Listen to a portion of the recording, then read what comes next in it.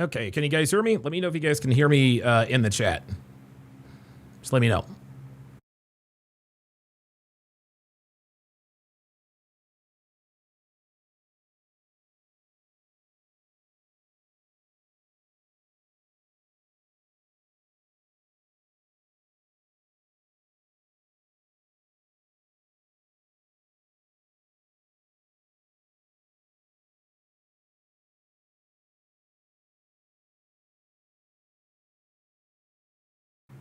Okay, all right. Let's try this thing again. What's up, guys? It's your man Donovan Sharp, and welcome to the 59th edition of the Hard R podcast, where we call out nigga shit on the regular.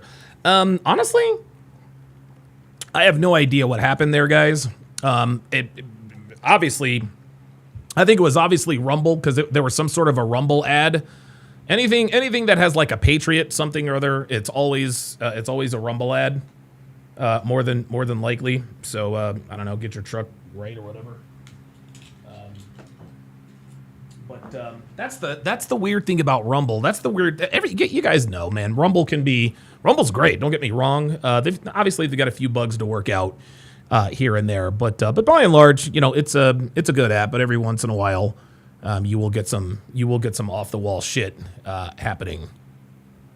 But glad to be back. Everything is apparently good. Hopefully we don't have any other random live streams. Okay, so we've been through all the niceties, and I know Dre Raven sent a super chat a little earlier, a $5 super chat. If you would, Dre Raven, just send me what the super chat said, and I will shout you out. Okay, so let's get to the main topic. As you guys can see, the hashtag pull-up line is open. If you have a disagreement or if you have a relationship question, do not hesitate to pull up and give your boy a piece of your mind. And, you know, the interesting thing is what I really wanted to do.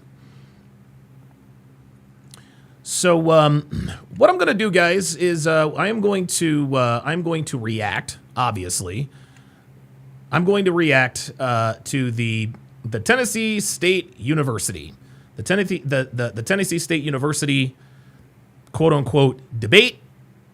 Obviously, that went completely sideways, and I've got a lot of thoughts. I'm going to share with you guys on this so-called debate. There's listen. Obviously, there are all sorts of implications and everything to consider. Right now, I'm trying to post this again. Hold on a second. Attention, knee grows in the so-called black community.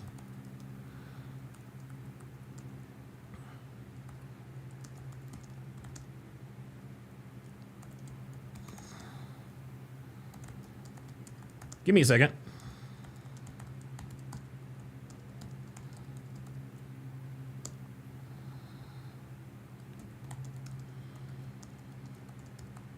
Come and talk to your boy. Let's put the video to it.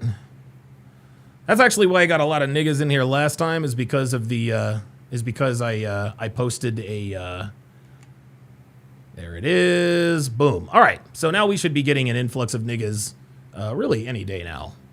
Any day. Any minute now. And listen, I know there were a lot of niggas in the chat yesterday. That was by design. That was obviously because I had, posted something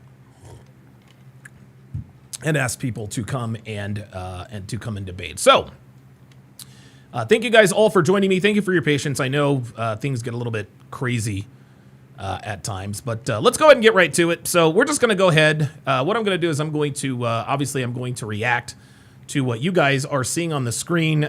This was bad.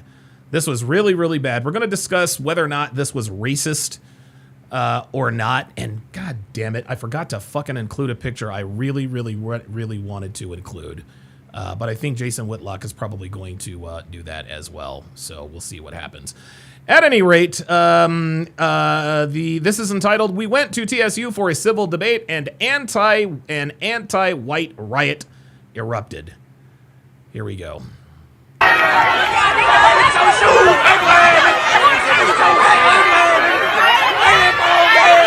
We're going to do like a little end live pre-game or post-game situation here. We have 500 people watching. We got 500 right here watching. Look. Whoa. This is insane. Absolute What insanity. the heck?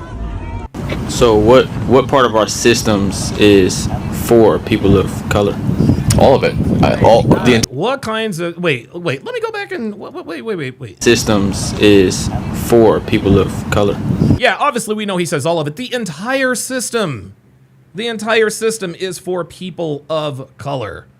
And listen, man, shout out to this young man for coming up and being one of only two people to come up and actually have a civil debate, right? Shout out to him for having a civil debate. That being said, what the fuck kind of question is that? Like, what the hell? Like, honestly, what kind of question is that? You know what I mean? Like, the entire system is built for African Americans. Like, the whole thing. At least it is now, right? Like, dude, black people, listen, black people get welfare, they get food stamps, EBT, SNAP, free housing, free education, free healthcare. They get to have their own, colleges and universities, aka HBCU. They get to have their own businesses, name them black-owned businesses. What if white people named their businesses? Well, this is a white-owned business. Support your white-owned business. They have their own districts. They get to engage in open, naked segregation and racism all the time without being held accountable. That's what the system's for. All of it. The entire system is for everybody. Anybody who's an American citizen. So you feel like there's nothing. So you feel like everybody is equal. Yeah. I mean, everybody's equal in their rights. Okay, he just moved the goalpost. He said, well, what about the system is for African Americans or black people? So obviously he had the answer. Then he says, so basically you're saying everybody's equal. That wasn't the first question. So we're already goalpost moving. Dr. B84 with the $20 super chat says, I'm from Nashville and TSU is literally the easiest HBCU to get into out of high school. I got into its rival, Fisk University, a long time ago that actually has much higher academic standards. TSU is a nigga college. Here are the stats on TCU's graduation rate. They have a 91% acceptance rate, but an 18% graduation rate. Okay? So what this means is that better than 9 out of 10 people who apply to TSU get in, but less than 1 out of 5 actually graduate. Gentlemen, that's a problem. That is a that is a problemo. 91% acceptance rate, 18% graduation rate, that's insanity. So what Dr. B84 just said right there is absolutely 100% unequivocally true. Holy shit. But not everybody's obviously equal in their, what they have. Like, I grew up in a double wide trailer. He grew up in Boca Raton, so, we didn't grow up equal. We're both white. I mean, he's a Jew, so that's probably why he grew up in Boca Raton. But so we're not equal in. You see how they playfully make fun of themselves. In what we possess as we start, always. But we are equal in what we're allowed to do, our opportunity. Can I ask you, do you think that there's any law that allows me to do something that you can't do, for example? Bingo. This is the best question. This is absolutely the best question to ask both feminists and black supremacists. I'm just going to call these people what it is, guys. These are black supremacists, right? These are black supremacists, right? So this is the question that Myron asks a lot. What laws are on the books? What can a man do that a woman can't? What rights do men have that women don't? Well, what rights do white people have that black people don't? That's the answer to the question. Or that is the question. And the answer is there is nothing. White people can't do anything in this country legally that black people can't. That's just how it is, man. There are no laws White people have the same rights as black people. They don't have any rights that black people don't. I don't think there's any laws that say that You don't think there's any laws, but you can do something that I can't. But then again, okay, that's the problem right there. But then again, he just asked you a simple question. He asked you a simple question. What rights do we have as white people that you don't have as black people? Right? Oh shit, wait a minute. I did not notice this before. I did not notice this before. Holy whoa. Is this a snow bunny situation? You know, it might be a snow bunny situation, Dr. Umar. This might be a snow bunny situation, Dr. Umar. I did not notice this. I did not notice the snow bunny there. And I've watched this several times. I never noticed the snow bunny there. Interesting that we would catch. Now, she's not a very good looking snow bunny, but she is a snow bunny nonetheless. Oops, sorry. system can't be ignored. Like, we can't just say it does not exist because there are countless examples of it existing. Countless examples of it existing. Maybe just one example of what you're talking about.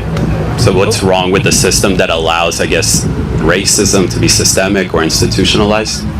There it is. He just sharp angled him with this question. He just sharp angled him with this question. The guy just said, well, there are countless examples of systemic racism. David Cate asks him, okay, give me one example. And it's fucking crickets. Crickets. And guys, what's very important about this exchange right here, and again, shout out to this young man for coming on here and having a respectful debate, right? Hey, look, man, we whether you agree or not, being able to have a respectful debate is something that we should always strive to do. I'm still working on it myself. Sometimes I'm working on being civil during debates. I'm not always civil. I get out of pocket and stupid, but it's just something I'm going to have to work on, right? It's just something I'm going to have to work on. So shout out to him for stepping up. But again, the fact that he said, well, there are countless examples of systemic racism, and he can't name one. You know what that says to me? That says to me that the things coming out of his mouth are not from his own brain. You can always tell that when you're talking to or debating someone that they're just saying things that they heard or saw on the internet.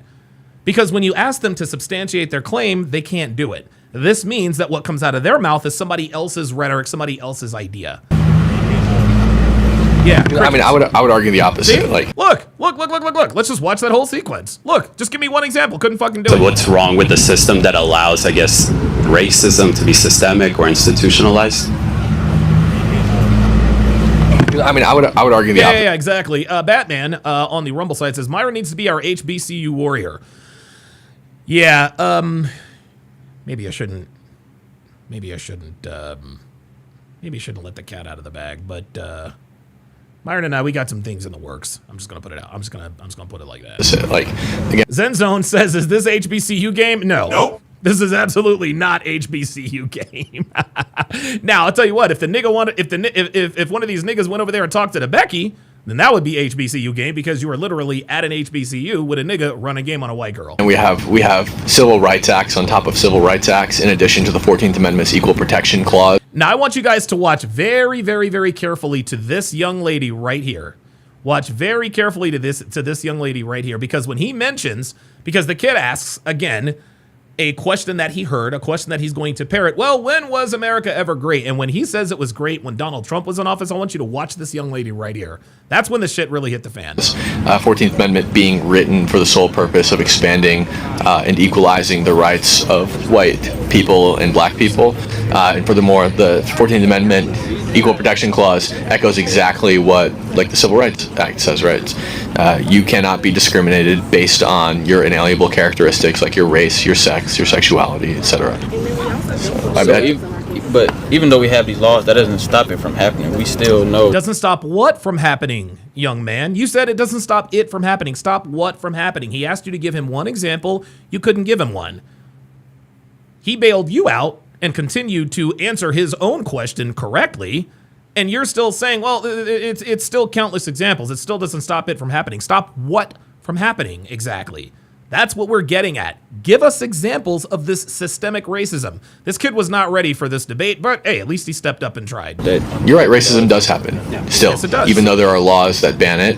And I think that those laws are oftentimes used to enforce a culture of anti-racism in the United States. We actually cancel people for being racist all the time. Yeah, Robert Anderson in the chat says Civil Rights Act of 1870, 1873, and 1875. Absolutely. As well as, all that was in the Fourth Amendment. But we have in the system, as far as the system goes, you can't stop people from being racist on an individual level, unfortunately. Yeah, the Husband is in the house, fellow Eagles fan, says it is very easy to concede when you make this mistake in debate and regain respect. He doesn't get it. That is, see, and again, this is why I used to not want to debate people, because debates these days are not really debates. It's just an arguing contest. Okay? A debate is supposed to be a discussion, because the reason why I don't like the word debate is because it connotes a winner and a loser. It connotes competition. So it's not about getting it right. It's about being right. I remember I debated Alex with Playing with Fire years and years ago, and he could not concede on the definition of what were we arguing? What were we debating? We were arguing about something. Oh man, it had something to do with anecdotal or something like that. It was a definition, and I looked up the definition. So he gave me some statistic on Google, and then I looked up the definition of a word we were arguing about over Google. I gave him the definition, and he would not concede. He wouldn't. I'm like, Alex, if you can't concede objective truth from the source that we both pulled it from, then we're not debating. We're just arguing. I said, you don't want to get it right. You want to be right. And I forget what the word was, but he kept going back and forth with me. I'm like, Alex, this is the, like, what are we doing? Like, we're both pulling from Google. You have your definition. Google has theirs. You got your stats from Google, but all of a sudden now you're going to argue with me about a definition? That's not debate. That's an arguing competition. Happens in every country. It was actually, that's what it was. It was empirical data. We were going back and forth about the definition of empirical. And I looked up the definition, and it was exactly what I had said earlier with a little bit more detail. And Alex was like, well, no, according to this and that. I'm like, Alex, this is supposed to be a debate. If we can't concede objective truths that we have learned, that we can see, if you can't tell me that when you put if you can't concede to me that if you put a dry shirt into water and when you pull it out, it's wet, then you're arguing in bad faith. You're just trying to win the argument. On every continent, all around the world, and it has since the beginning of time. But what you can do is make it illegal to institutionalize it by saying, you can't allow you have to allow everybody to eat at your restaurant. You can't not admit people based on their color. You can't prioritize people based on their color, etc. It's too bad they can't. It's too bad they can't, man. At least nowadays, because we know niggas don't like. We listen. How many videos have we seen? How many videos have we seen of groups of niggas just skipping the bill, or trying to get some free shit, or just dine and dash, just walking out at the restaurant? Like, they'll eat a bunch of stuff, run up a $300 tab, and then just walk out. Or they'll say, "Oh, there's a bug in my soup," and want to get comp for it. And I would say that I would say getting rid of DEI works towards that objective. Yes, sir. So, y'all had say "Make America Great Again." How do y'all feel that America is not great, and how do y'all feel that America can be great again? And when was it great? See, there it is. There's another question. This is another question that didn't come from his own mind. It was a question that came from the nigger rhetoric. Well, when was America ever great?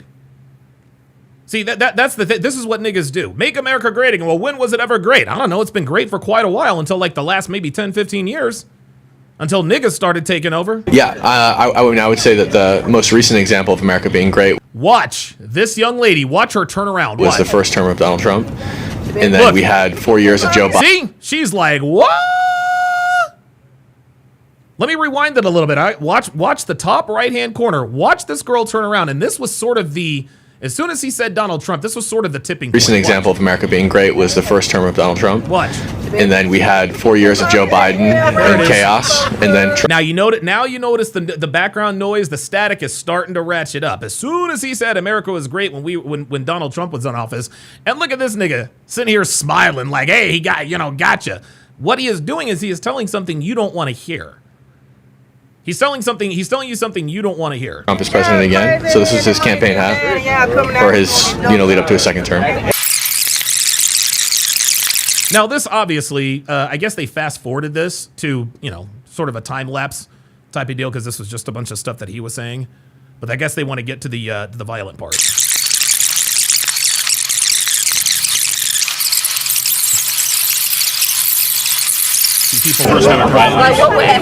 Yeah, Craig J says, it's funny when people who probably never left the country love to complain about the country. Exactly. So now what's happened here? So here we go. So here we go.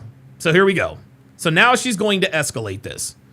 She doesn't want to debate. She doesn't want to have a discussion. She doesn't want to hear the other side. All she wants to do is be an agent of chaos, as black women tend to do. So here's the first act of violence. Well, not the first act of violence. This is the first match. Yay! So then they pick it back up. Come on, really? See, there it is. And so now the other girl comes up and steals the sign. What are we doing? What are we doing? Guys, this right here, this behavior right here is proving all of the stereotypes, not only about black people, but about liberals. Liberals are not, liberals and Democrats, they don't want to hear the other side. You want to, and I think a big reason why they don't want to hear the other side is because they're afraid it's going to make sense to them. Because if it makes sense to them, then they have to concede that.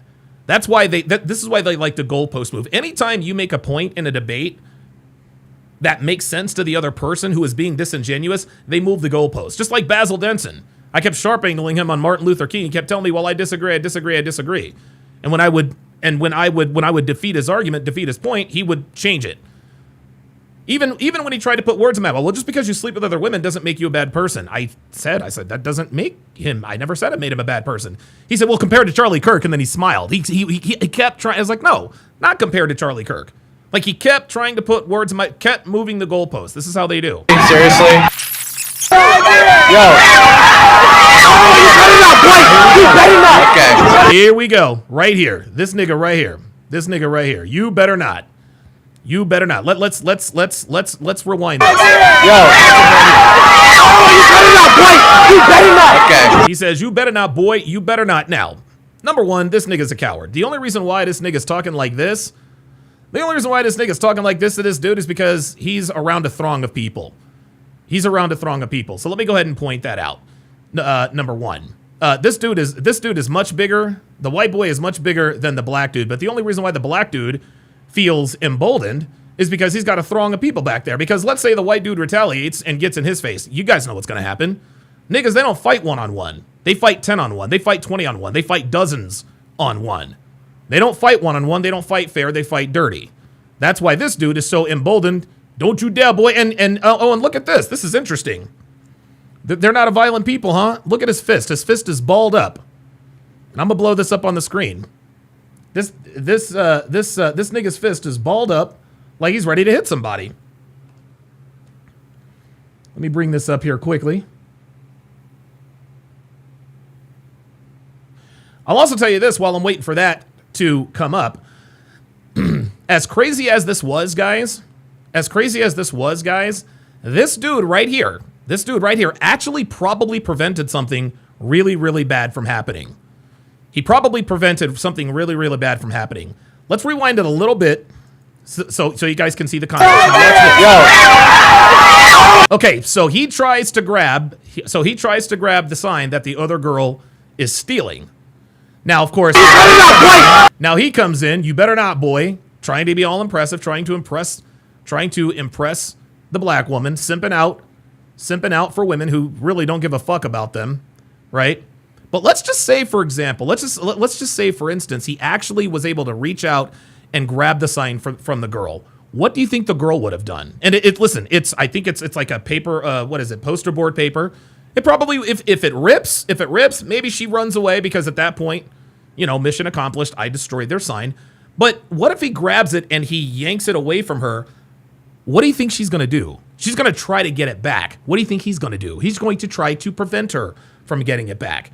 And if he prevents her from getting it back, she is going to get violent. You want to know why? Because that's what these people do. They get violent. And if she starts hitting him, everyone's going to start hitting him. So this man getting in this dude's face, he probably doesn't realize it at this point.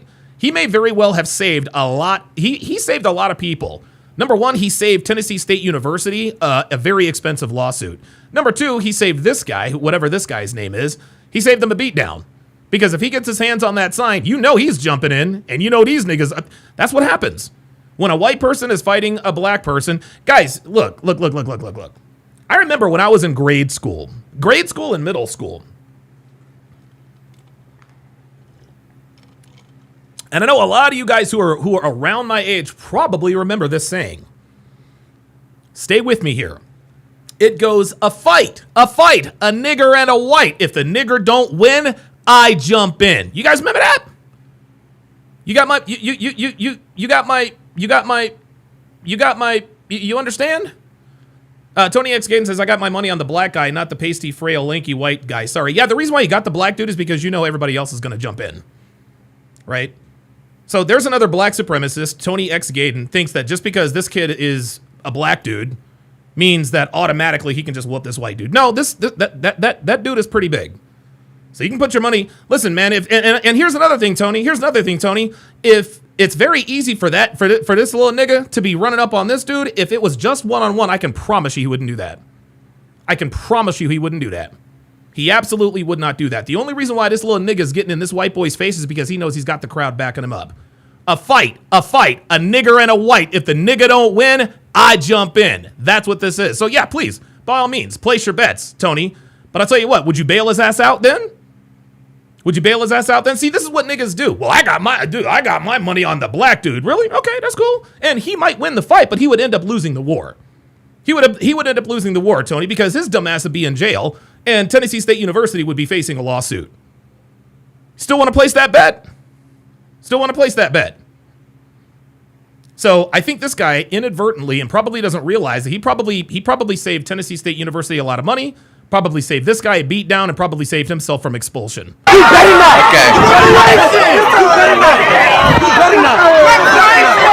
Guys, we're literally just here to have. DeMacta Tucker says, what if the white dude studies karate or boxing? Karate's not going to help him. Karate's not going to help him. Boxing will. Look, guys, I'm just here to tell you. Dude, karate is a kid's martial art. Karate is a juvenile martial art. Okay? If you want to, listen, if you want to learn a martial art to fight someone effectively, Brazilian Jiu-Jitsu, dude, learn to box, learn to wrestle, and then you can blend those up into Brazilian Jiu-Jitsu. That's what you do. Don't take karate. Take Brazilian Jiu-Jitsu, take a Muay Thai boxing, that's also very effective. Krav Maga, very, very effective. If you learn to box and learn to wrestle, you will win more fights than you lose. Civil discussions. And of course he comes over, he's like, dude, we're just trying to have a civil discussion. Bring the sign back.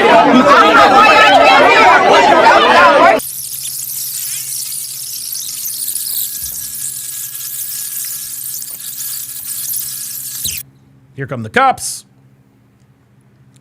Now, my guess is that they probably turned off the sound because... Wait a minute. Where'd it go in? Yeah. Looks like they turned off the sound. Oops. Sorry about that. And now they're chimping out. Look.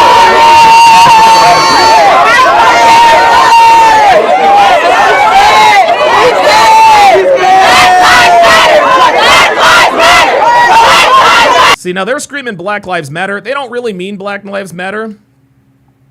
Okay? Black Lives Matter. We are racist. They don't give a fuck about Black Lives Matter. Because guess what? If Black Lives mattered, they would not have openly celebrated the death of Kevin Samuels. If Black Lives mattered, they would not have openly celebrated the death of Kobe Bryant. See, these niggas and bitches that love them always talking about Black Lives Matter, Black Lives Matter. If Black Lives Matter, you guys wouldn't be celebrating the deaths of your own kind. Sorry. It's incredible. I just can't believe the way these people are acting. They are literally verifying all of the stereotypes. Yugi says Muay Thai is better. I don't give a shit which is better.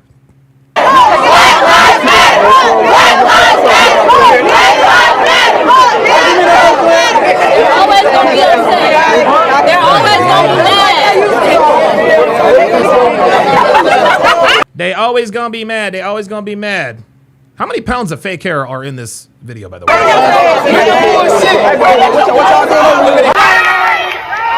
So this is him leaving.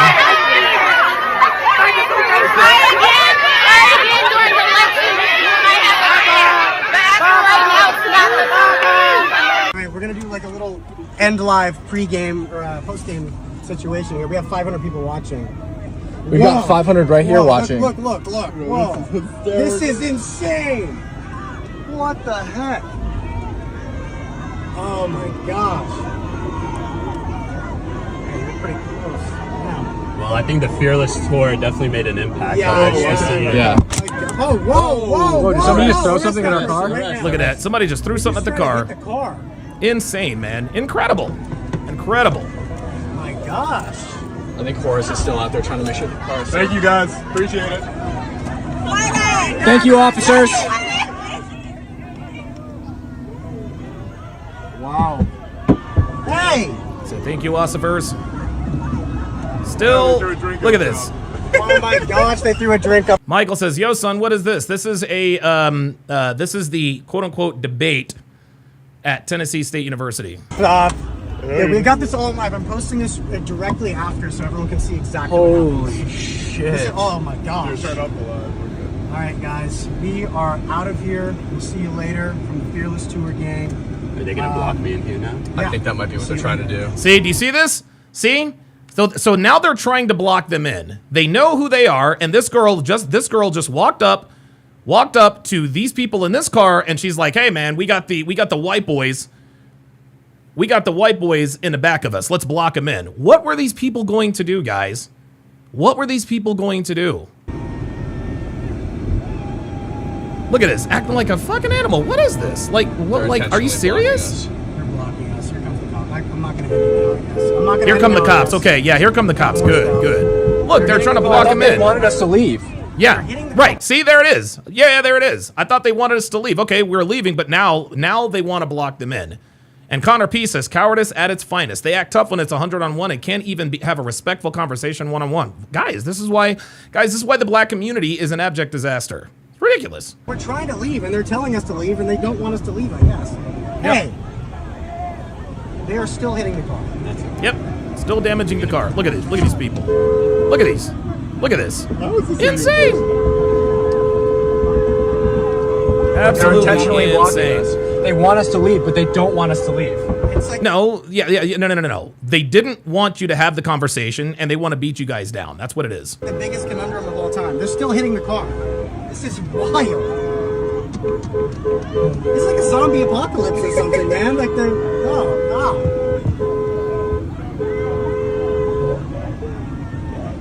Hair hats, baby. Let's go. still hitting the car. Whoa! That was loud.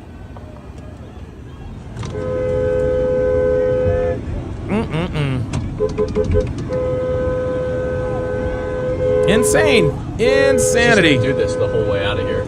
Yep. Oh, here we go. You know they are. Maybe just go straight. They do not debate with their ideas, guys. They just. Whoa. Yeah, we're gone now. We are gone now. Oh. Here we go. So let me take a screen grab of this because I'm actually going to. I actually meant to do this a while back, but I ran into some technical difficulties even before I came on live today. But this is crazy. This is him leaving. This is him leaving campus. This is him leaving campus, being escorted off of the campus, and they are following him, shouting obscenities. All we did was set up a table. Look at this. Absolute insanity.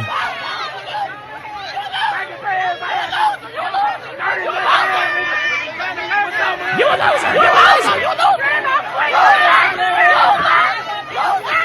Unbelievable. Unbelievable, man. This is crazy. Literally proving all of the stereotypes. It's insane. What is he even talking about?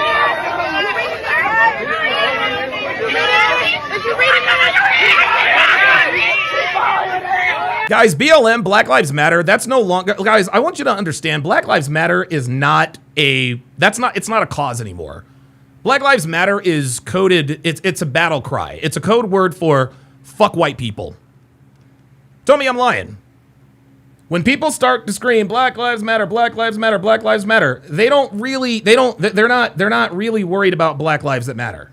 No, What they're saying is we hate white people.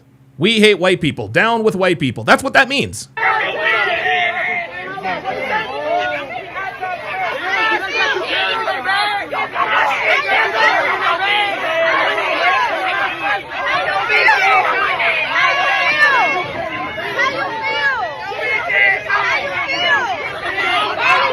Sweetie, it's how do you feel? How do you feel? Let's learn English, sweet cheeks. Let's learn English. Oh my God, what are they doing? Where you going now? Because it ain't TSU no more, boy.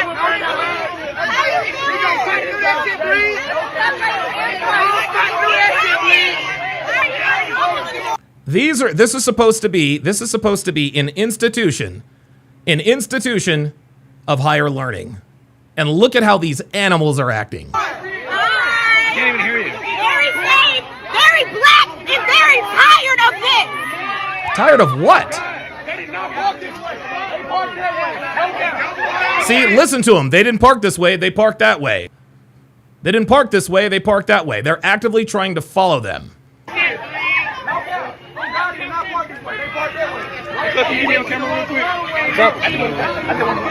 Hey, what's up, man? Like, oh, press the hell.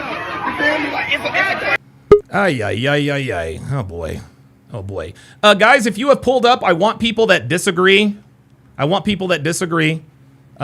want to talk to anybody who agrees. At least not right now. So if you agree, if we have time a little bit later on, I'll have you guys on. But at this point, I only want people on at this point who disagree. If you have a disagreement. Okay, if you have a disagreement. So shout out to Phoenix Light Games. He actually sent me another video that points out something that is extraordinarily disturbing. Extraordinarily disturbing, yet not surprising. Extraordinarily disturbing, but not surprising. The title of this video is, a TSU student pulls this out after riot against us starts. So let's go ahead and roll the tape, or roll the video. Hey, you can't, don't do that. Come on. Yo. Oh, you better not, Blake. You better not. Okay. Yo, bring the sign back. Look at that. Y'all see that? Y'all see that? This nigga's got a goddamn screwdriver. Look at this. Look at this. Look at this. Watch. Just watch. Watch him. Look, he's right here. Just watch him. He's got the screwdriver out right now. Look. Now watch it very closely. He actually starts to, and you can see one of the MAGA guys is right here. He's got a, dude, I don't know who this guy is, but he's obviously with their crew. This guy has a screwdriver in his hand. Now watch.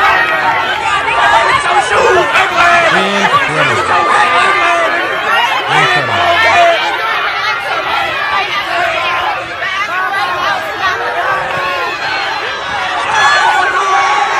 Look at this.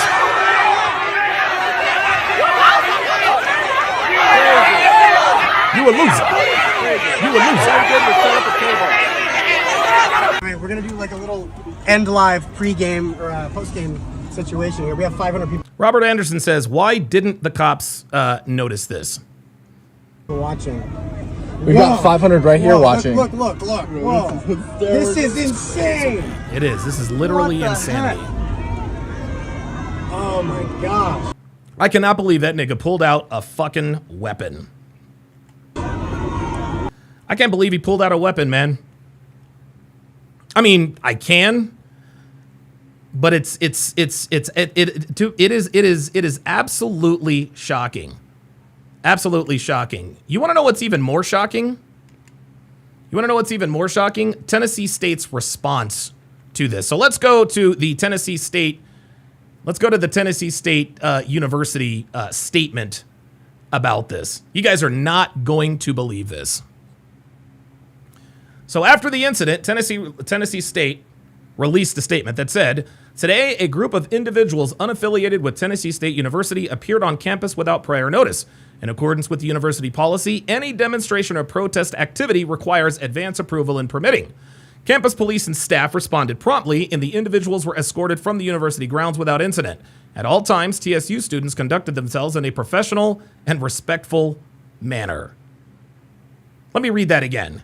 At all times, TSU students conducted themselves in a professional and respectful manner. The safety and well-being of our students, faculty, and the staff remain our highest priority. TSU will continue to uphold university policies and ensure that campus remains safe, a safe, welcoming, and orderly environment for all members of our community. Okay, so first of all, there are a couple of flaws in here, obviously. Number one, Tennessee State University, that is a public university. Okay, and for those of you guys who are not familiar with the difference between a public university and private university, a public university is what Taker says exactly in the chat.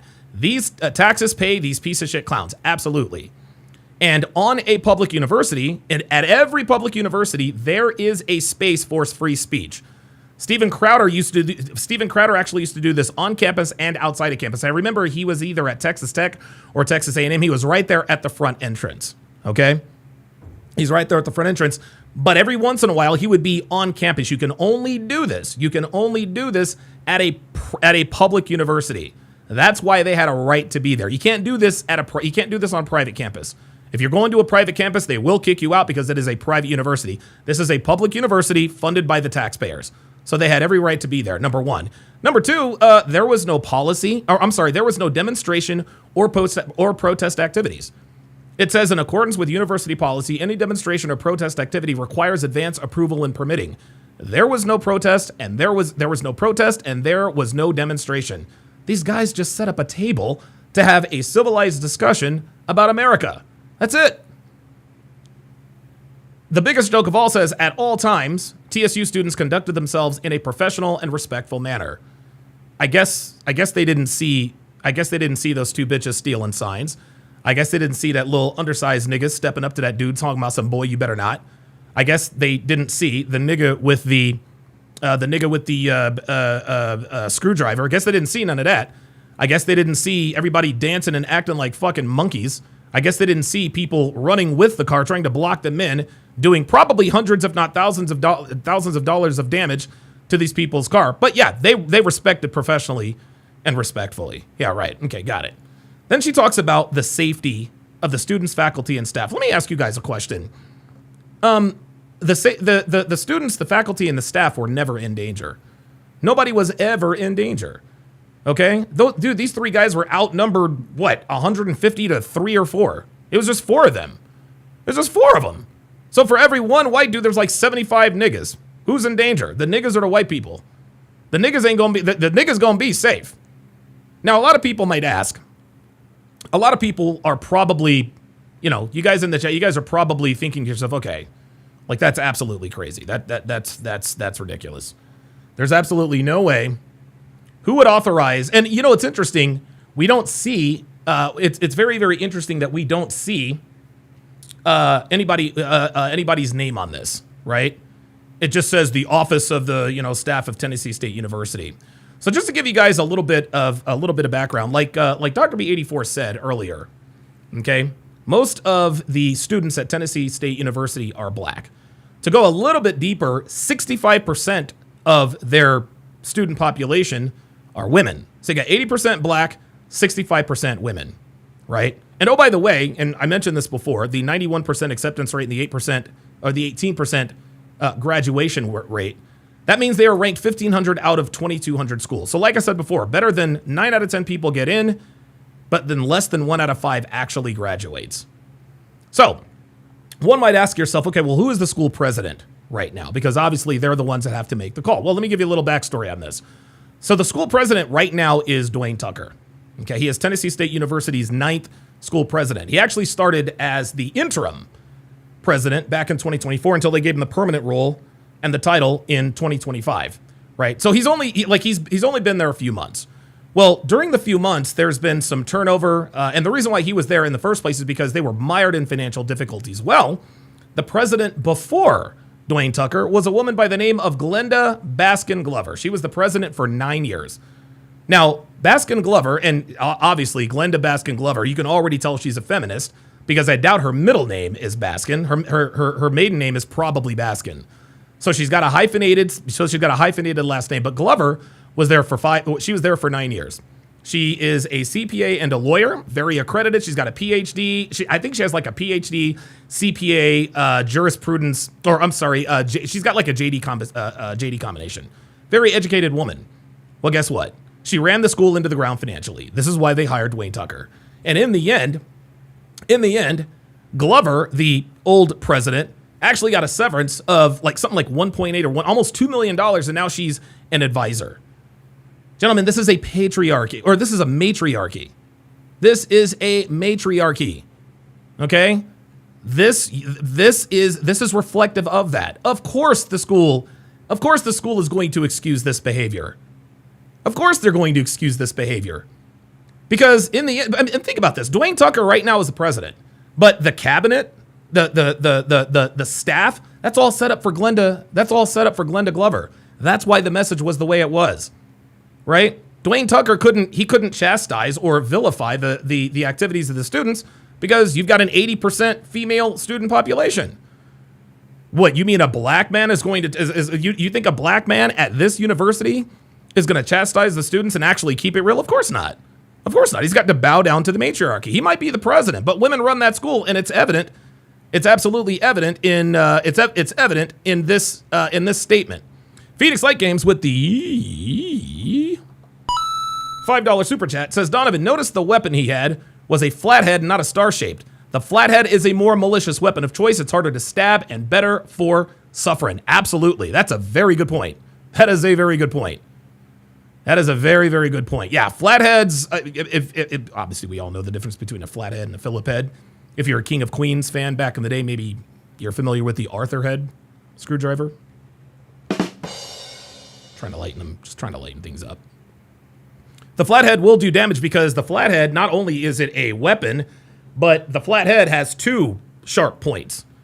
The flathead has two very, very sharp points. The Phillip head, yeah, it's better for penetration, but the flathead, it's harder to penetrate, which means it takes a lot more force to get in there and a lot more force to get it out.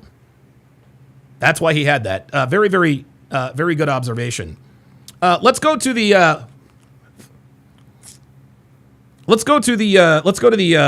end. So the NAACP of Tennessee actually chimed in on this, and let's take a look at the NAACP's. Let's take a look at their statement. Today, Tuesday, September 23rd of 2025, at about 3 o'clock p.m., a group calling themselves Fearless Debates appeared on the campus of Tennessee State University. They wore, quote, Make America Great Again hats and carried poster boards bearing inflammatory messages, such as deport all illegals now and DEI should be illegal. They attempted to draw students into conversations centered on these messages, which were framed as debate, but functioned as provocation. Isn't that something? Now, I'll get back to that in a second. I'll actually get back to that. Okay? Because I'll tell you what, the NAACP might have been right. They might have been right that this was sort of a debate, sort of, under the guise. It might have been just a provocation under the guise of debate, and I'll tell you why. I'll tell you why that's not out of the realm of possibility. It continues. This incident was not an isolated act of political expression. It was an intentional effort to antagonize, disrupt, and instill fear in a space created to be safe, affirming and supportive of black students. While we recognize and respect that free speech is a constitutional right, there is a clear, urgent distinction between constructive dialogue and rhetoric deliberately designed to provoke, demean, and endanger the psychological safety of students at HBCUs. Translation, HBCU students, they're mentally midgets. They're mentally weak. Are you kidding me? The psychological safeties, the psychological safety, your student body is soft. Your student body is soft. They can't take criticism. They don't want to be in debates. Number one. Number two, nobody at the university was ever in danger. It was literally the entire university against these 4 guys and maybe 10 police officers. That's it. So even when niggas do nigga shit, of course, the NAACP is they're going to blame the white dudes. But let me go back to this. I like this, which were framed as a debate, but functioned as provocation. Now, is it possible? Is it possible that the reason why they did this was to provoke the students? Absolutely. And if that was the purpose, Don DeMarco. Because if that was their intention, they knew what was going to happen. They knew that. Do you guys remember the videos? I don't know if you guys remember. There used to be like these kinds of videos, and I forgot what. Maybe on YouTube, maybe Twitter, Facebook, Instagram. I don't know. But it's always somebody filming, and one white guy will just walk into a group of black guys and just say stupid shit. Right? He'll be like, "Hey, get up, boy. Wait, what'd you say?" And they would try to jump and beat the crap out of him, literally showing that you can control black people with just the things you say. This is what niggas don't understand. This is what niggas don't understand, is that they think they're being bold and confident. No, you guys are being controlled by words. You guys are being controlled by narratives. Black people, niggas do not realize that white people now know how they can control you. They know that all they have to do is call you a nigger and you will do exactly what they want you to do. And I told you guys that this is how the Civil War will start. We got a lot of black people in this country who seem to forget that we're the minority in this country. Okay? They seem to forget that we are the minority in this country. What does that mean?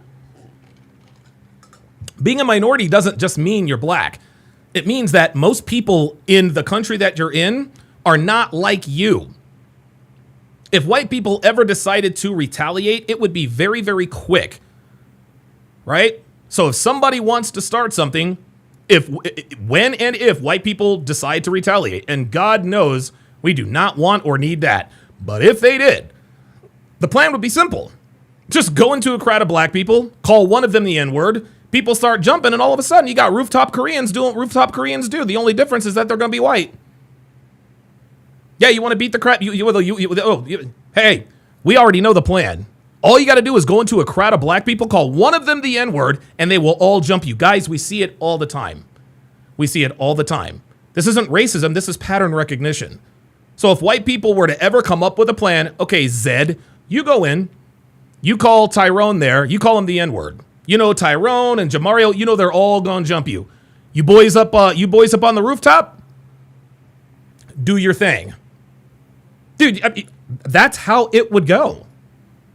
That is how it would go. Batman says, Donovan, I hope you don't get caught up. No, I won't get caught up. I will not get caught up. I live in a fortress within a fortress. Ain't nobody coming for me. If they do, it's going to be a bad day for them. And the thing is this, that's actually a very good comment there by Batman. The thing is this, man, white people know the difference between black people and niggas. They know the difference between black people and niggas, right? Oh yeah, dude, it takes 5. Listen, we always say, a woman decides she wants to fuck you within like 2 seconds. Well, guess what? White people can tell that you are a nigga within about 5 seconds. The way you walk, the way you talk, the way you dress, the way you act. And I told you guys the story a while back, before I went gluten-free, I went to this Asian restaurant. I went to this like Japanese restaurant to pick up some crab rangoon. The best, oh my God, I shouldn't have said that. The best freaking crab rangoon ever. Anyway, I walked in there and there was an older couple. They might have been in their 60s or 70s. And again, I live in a pristine neighborhood. Like no trash anywhere. Thick police presence. The community that I live in has its own private police force. So if you're on the vicinity and they scan your license plate and you don't live here, they will escort you out along with the Reno Police Department. Right? So these are the kinds of people these are the kind of people I'm around, people I see all the time. Right? So I walk in and there's a girl at the bar. That's where I ordered the food. I was like, yeah, I'd like to order some crab rangoon. And me and the girl are talking, she's taking my order. And I noticed the older white couple, old white people, big tattooed black man. And they said, excuse me, we don't mean to interrupt, but like, are you on, like, do you do radio? Like, are you on the radio? You have a very good, like, your voice is almost too perfect. They said, well, interestingly enough, I do make a living talking, but it's not on the radio. I said, I have a podcast. They're like, oh, okay, we thought so. You have a very, very good speaking voice. Had a nice little conversation until my crab rangoon came out. Good to go. So if something bad ever were to happen and those people were to come across me, they'd be like, yeah, not that guy. I've been pulled over plenty of times, guys. As soon as I open my mouth, it completely disarms the cop. I remember when I was selling Audis. I was 19 years old. I was selling Audis. I was right on the 440 inner belt line. I used to work at Scott. I used to work at Scott Garton, Ilderton Dodge, and Scott Garton Audi. I don't know if it's. I know Ilderton Dodge is there. I don't think Scott Garton Audi. Anyway, I used to have to regularly transport Audis back and forth. While I'm on the 440 inner belt line, I'm 19 years old. A Raleigh Police Department, seeing dealer tags, he pulls me over.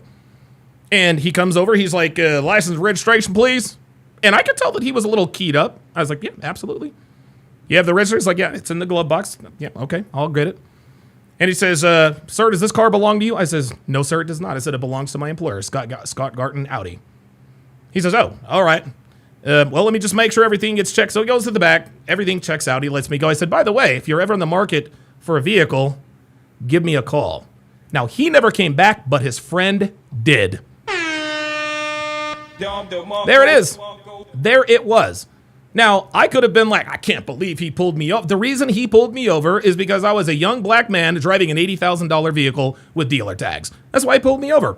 I didn't get upset because I knew I pulled me over. The guy profiled me. All right, no big deal. Completely disarmed him by being polite, being compliant. I didn't say, man, what you doing? Hold up, what is you doing? I can't believe you. This is what we're. No, because that would have ended badly. No. Does this car belong to you? No, sir, officer, it does not. It belongs to my employer, Scott Garton Audi. He went and did his thing. I said, by the way, if you're ever in the market for a vehicle, give me a call. His friend came in and said, yeah, my friend's a cop. He said, and he actually made a joke. He's like, yeah, my friend's a cop. And he said he pulled you over because he thought it might be stolen. I was like, don't worry about it, man. I was like, what would you like to see? I mean, dude, I think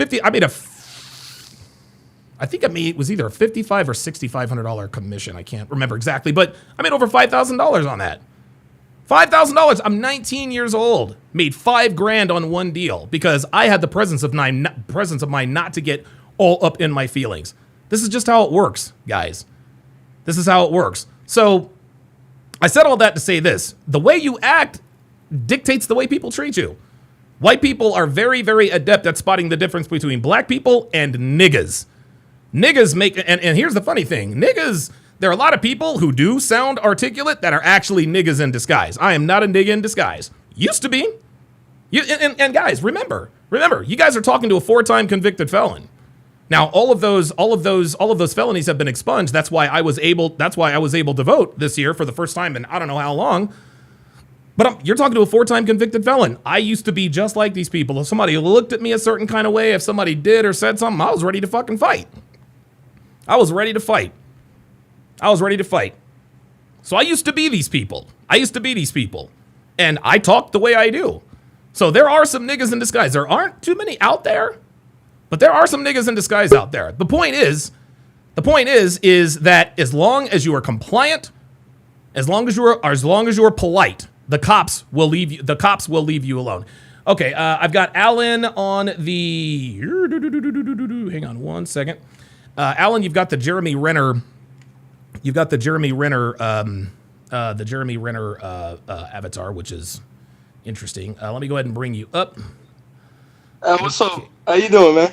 I'm doing good. How about you? What's on your mind? Well, what's on your mind? I've been on a kick lately, looking up Colin show on YouTube, okay. And I said in the search filter to live, you're the first one that came up. What are you talking about? What's the topic today? Yeah, I'm sorry. I'm not going to have you on if you don't know what the topic is, buddy. No. I said if you disagree, and I saw HBCU attack white people, and I said, I don't know, this seems interesting. Yeah, I'll tell you what, Alan. How about you do a little bit of research and then come back and talk to me? Okay, I'm not going to sit here and explain to you what the subject matter is. I've been live now for what, a half an hour? Half an hour. I've been live for an hour. If you don't know what I'm talking about, go do some research. Come on, what are you doing? Again, like Alan, if you disagree, only if you disagree, go ahead and call in. The link is in the description. The link is in the description. Hopefully Alan does this. Alan was either a troll or he really just thought I was just going to walk him through this all over again. And I'm just not going to do that. Not going to do that. Not going to do that. Anyway, like I said, this is a matriarchy, and this is why the university and the NAACP have had the response that they've had, that they've had, right? They've had the response that they've had. And this is interesting. Brad Wilson in the chat, who literally has the same avatar as Alan, says, damn, TF. Brad, if you are Alan, what the fuck? I'll tell you what the fuck. Bro, Oh Good For You says, know what you're disagreeing about. Right. Come on, Alan. Like, if you disagree, like, what are you doing? Brad says, I'm not trolling, bro. Okay, I believe you, but you need to do some research. You don't call into a show and be like, all right, what are we talking about today? No, do your research and then come tell me whether you agree or disagree. Stop it. Stop it. And just because you say something doesn't make it true. Just because you say something doesn't make it true. Now, a lot of people think that this is probably a waste of time. A lot of people think that this was probably a waste of time. Why even go onto these HBCU campuses and do all this stuff? Because you know how it is going to be, right? You know how this is going to be. I think that and my guess is that not everyone there felt the same way. I'm sure that there were probably some people there that really wanted to have a spirited debate. They're like, you know what? I want to get in here and debate these guys. But no, instead, they decided to act violent. They decided to act like a bunch of animals, hyenas and monkeys, as usual. Get out of here. Get out of here. Now we want to block you in so we can jump you. Right? We want to jump you. Blah, blah, blah, blah, blah. So now you understand. Now you understand at this point why the university responded in the way they did. Because it is absolutely a patriarchy. Let's take a look at some of the comments. Let's take a look at some of the comments here. Here's a good one. Why couldn't y'all just debate with them? Y'all couldn't have an intelligent debate? Apparently not. Yep. Oops. Nope. Here's one. Everyone in the comments talking about how you can't do this at an HBCU. Why don't you think black people can't handle a different opinion? Making your people look bad. There you go. Oh, obviously this was inevitable. Imagine, this person says, if the roles were reversed and it was mostly white school and a black commentator came there to welcome open debates peacefully, and they were ran off, threatened, attacked, and screamed at, and thrown things at, and accosted, followed, harassed, and intimidated. I'm just saying, keep it level for everyone. Why have different standards? Well, because black people are allowed to be racist in this country, and white people are not. Now, Angie M. Phillips says they should have received permission before showing up to the TSU campus. Now, they didn't need permission legally because, again, it is a public school. However, I would have strongly advised them. I would have strongly advised them to definitely not show up. You can't show up unannounced, especially not in this situation. Just because you can doesn't mean you should, right? It would have been smarter to get permission. Like, again, you don't need it because it's a public university. But if you let them know beforehand, what this does is that gives the school time to get ready, right? Time to get campus security out there, campus security coordinating with their private security, et cetera, et cetera. And guys, listen, obviously you can never guarantee 100% safety in these situations, right? Like there's no foolproof way. There's no foolproof way for something not to happen, as we obviously saw, unfortunately, with Charlie Kirk. But there are things that you can do to mitigate potential threats and lower your risk. Number one, get there early, scout the joint, get everything set up. Again, coordinate with campus security and your private security. Maybe hire extra security, right? And I say all the time, in juxtaposition with this, I say all the time, a lot of people say, well, why are you getting with her anyway? If a woman wants to cheat, she's going to cheat, so I may as well just let it. No, don't do that. Don't do that. No, don't make any requirements of her, because if she's going to cheat, she'll cheat. No. If a woman wants to cheat, she will absolutely cheat. I am 341% in agreement with that. Okay, but that doesn't mean I have to make it easy for her, right? Just like if somebody wants to rob you bad enough, it doesn't matter what kind of security system you have, they can and will find a way into your home if they want to get in there bad enough. But that doesn't mean I have to leave my alarm disarm and leave my doors unlocked. Like, what sense would it make? Well, hell, man, I mean, I'm going to get robbed anyway if they really want to. If they really want to get in here. If they really want to get in here, I want to get robbed. I'm going to get robbed anyway. May as well leave the door open. No, that's crazy. That's absolutely crazy. Absolutely crazy. You should never do that. Just because you think it can happen inevitably does not mean you have to grease the skids. Alan, oh God, Alan. All right, Alan. All right, Alan, what do you want? All right, I think I know what I disagree with now. Okay. I don't even necessarily disagree. I guess I want I watched back through the stream. I caught a couple of your videos. So I'm assuming you're obviously upset with the way that the students handled themselves in that video. You're not a big fan of how they did that? Of course not. Who would be? Okay, so, but your argument is that it's specifically because they were white MAGA supporters. No, and I actually haven't gotten to that part yet. I think there were a couple of reasons why the students reacted this way. Number one is because they are conservative, and to be honest with you, if those three guys had showed up at the campus and they were black, they probably would have gotten the same reaction. But I think the fact that they were white, I think it definitely increased the temperature and to be honest with you, it made them even more emboldened. All right, sure. I got you. Can you differentiate, and just as a baseline, and I don't mean, I'm not coming here to argue with you. I'm just kind of curious. I haven't seen this take before. Can you differentiate between like MAGA hat wearing Republican and then just a conservative? Can we agree that there's a difference in ideology and tone sometimes? I don't know. I'm not really. I mean, okay, I'll take your word for it.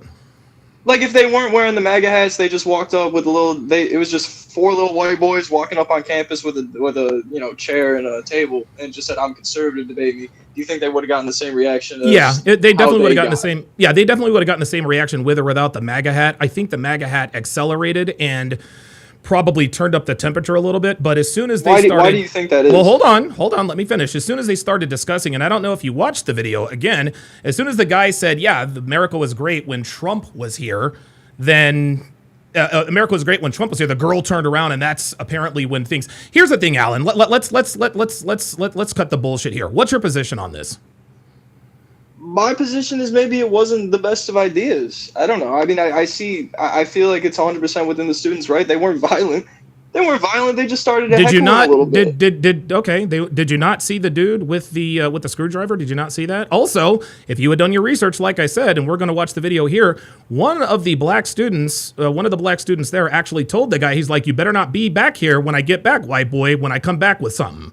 So they were literally threatening violence. They didn't act violently, but they were threatening violence for sure. You know what Brandenburg v. Ohio is? I don't know. It's kind of what we use. It's what we used for a while. We still use it sometimes in the courts. Alan, let me stop you right here. Are you justifying the students? What do you think about the students' reaction? I think the students' reaction is generally immature, but I think that it's to be expected, and I don't think that anyone... Do you think it's to be expected because they're black or because they were conservative? I think it's to be expected because I think that's the reaction that they wanted. If like 4 black students, do you know Hillsdale, Michigan? I live in Detroit. You know about Hillsdale College? Bro. I don't know. I'm not as smart as you think I am. Okay. No, fair enough. Okay, so Hillsdale College is considered one of the most... Hold on. Let me finish. Let's dispense with all the case law and just give me your opinion. My opinion is that if this could be the same reaction would have happened on the other side, brother. I don't think that your point that it's supposed to be some like cultural zeitgeist, like microcosm of how the world is working right now. No, you're wrong, my friend. If it was an overwhelming conservative college like this one that one of my buddies lives next to, if it was 4 black students, it's almost entirely white, almost entirely conservative. Trump spoke there. Almost every single major Republican has spoke there at some point. Big deal.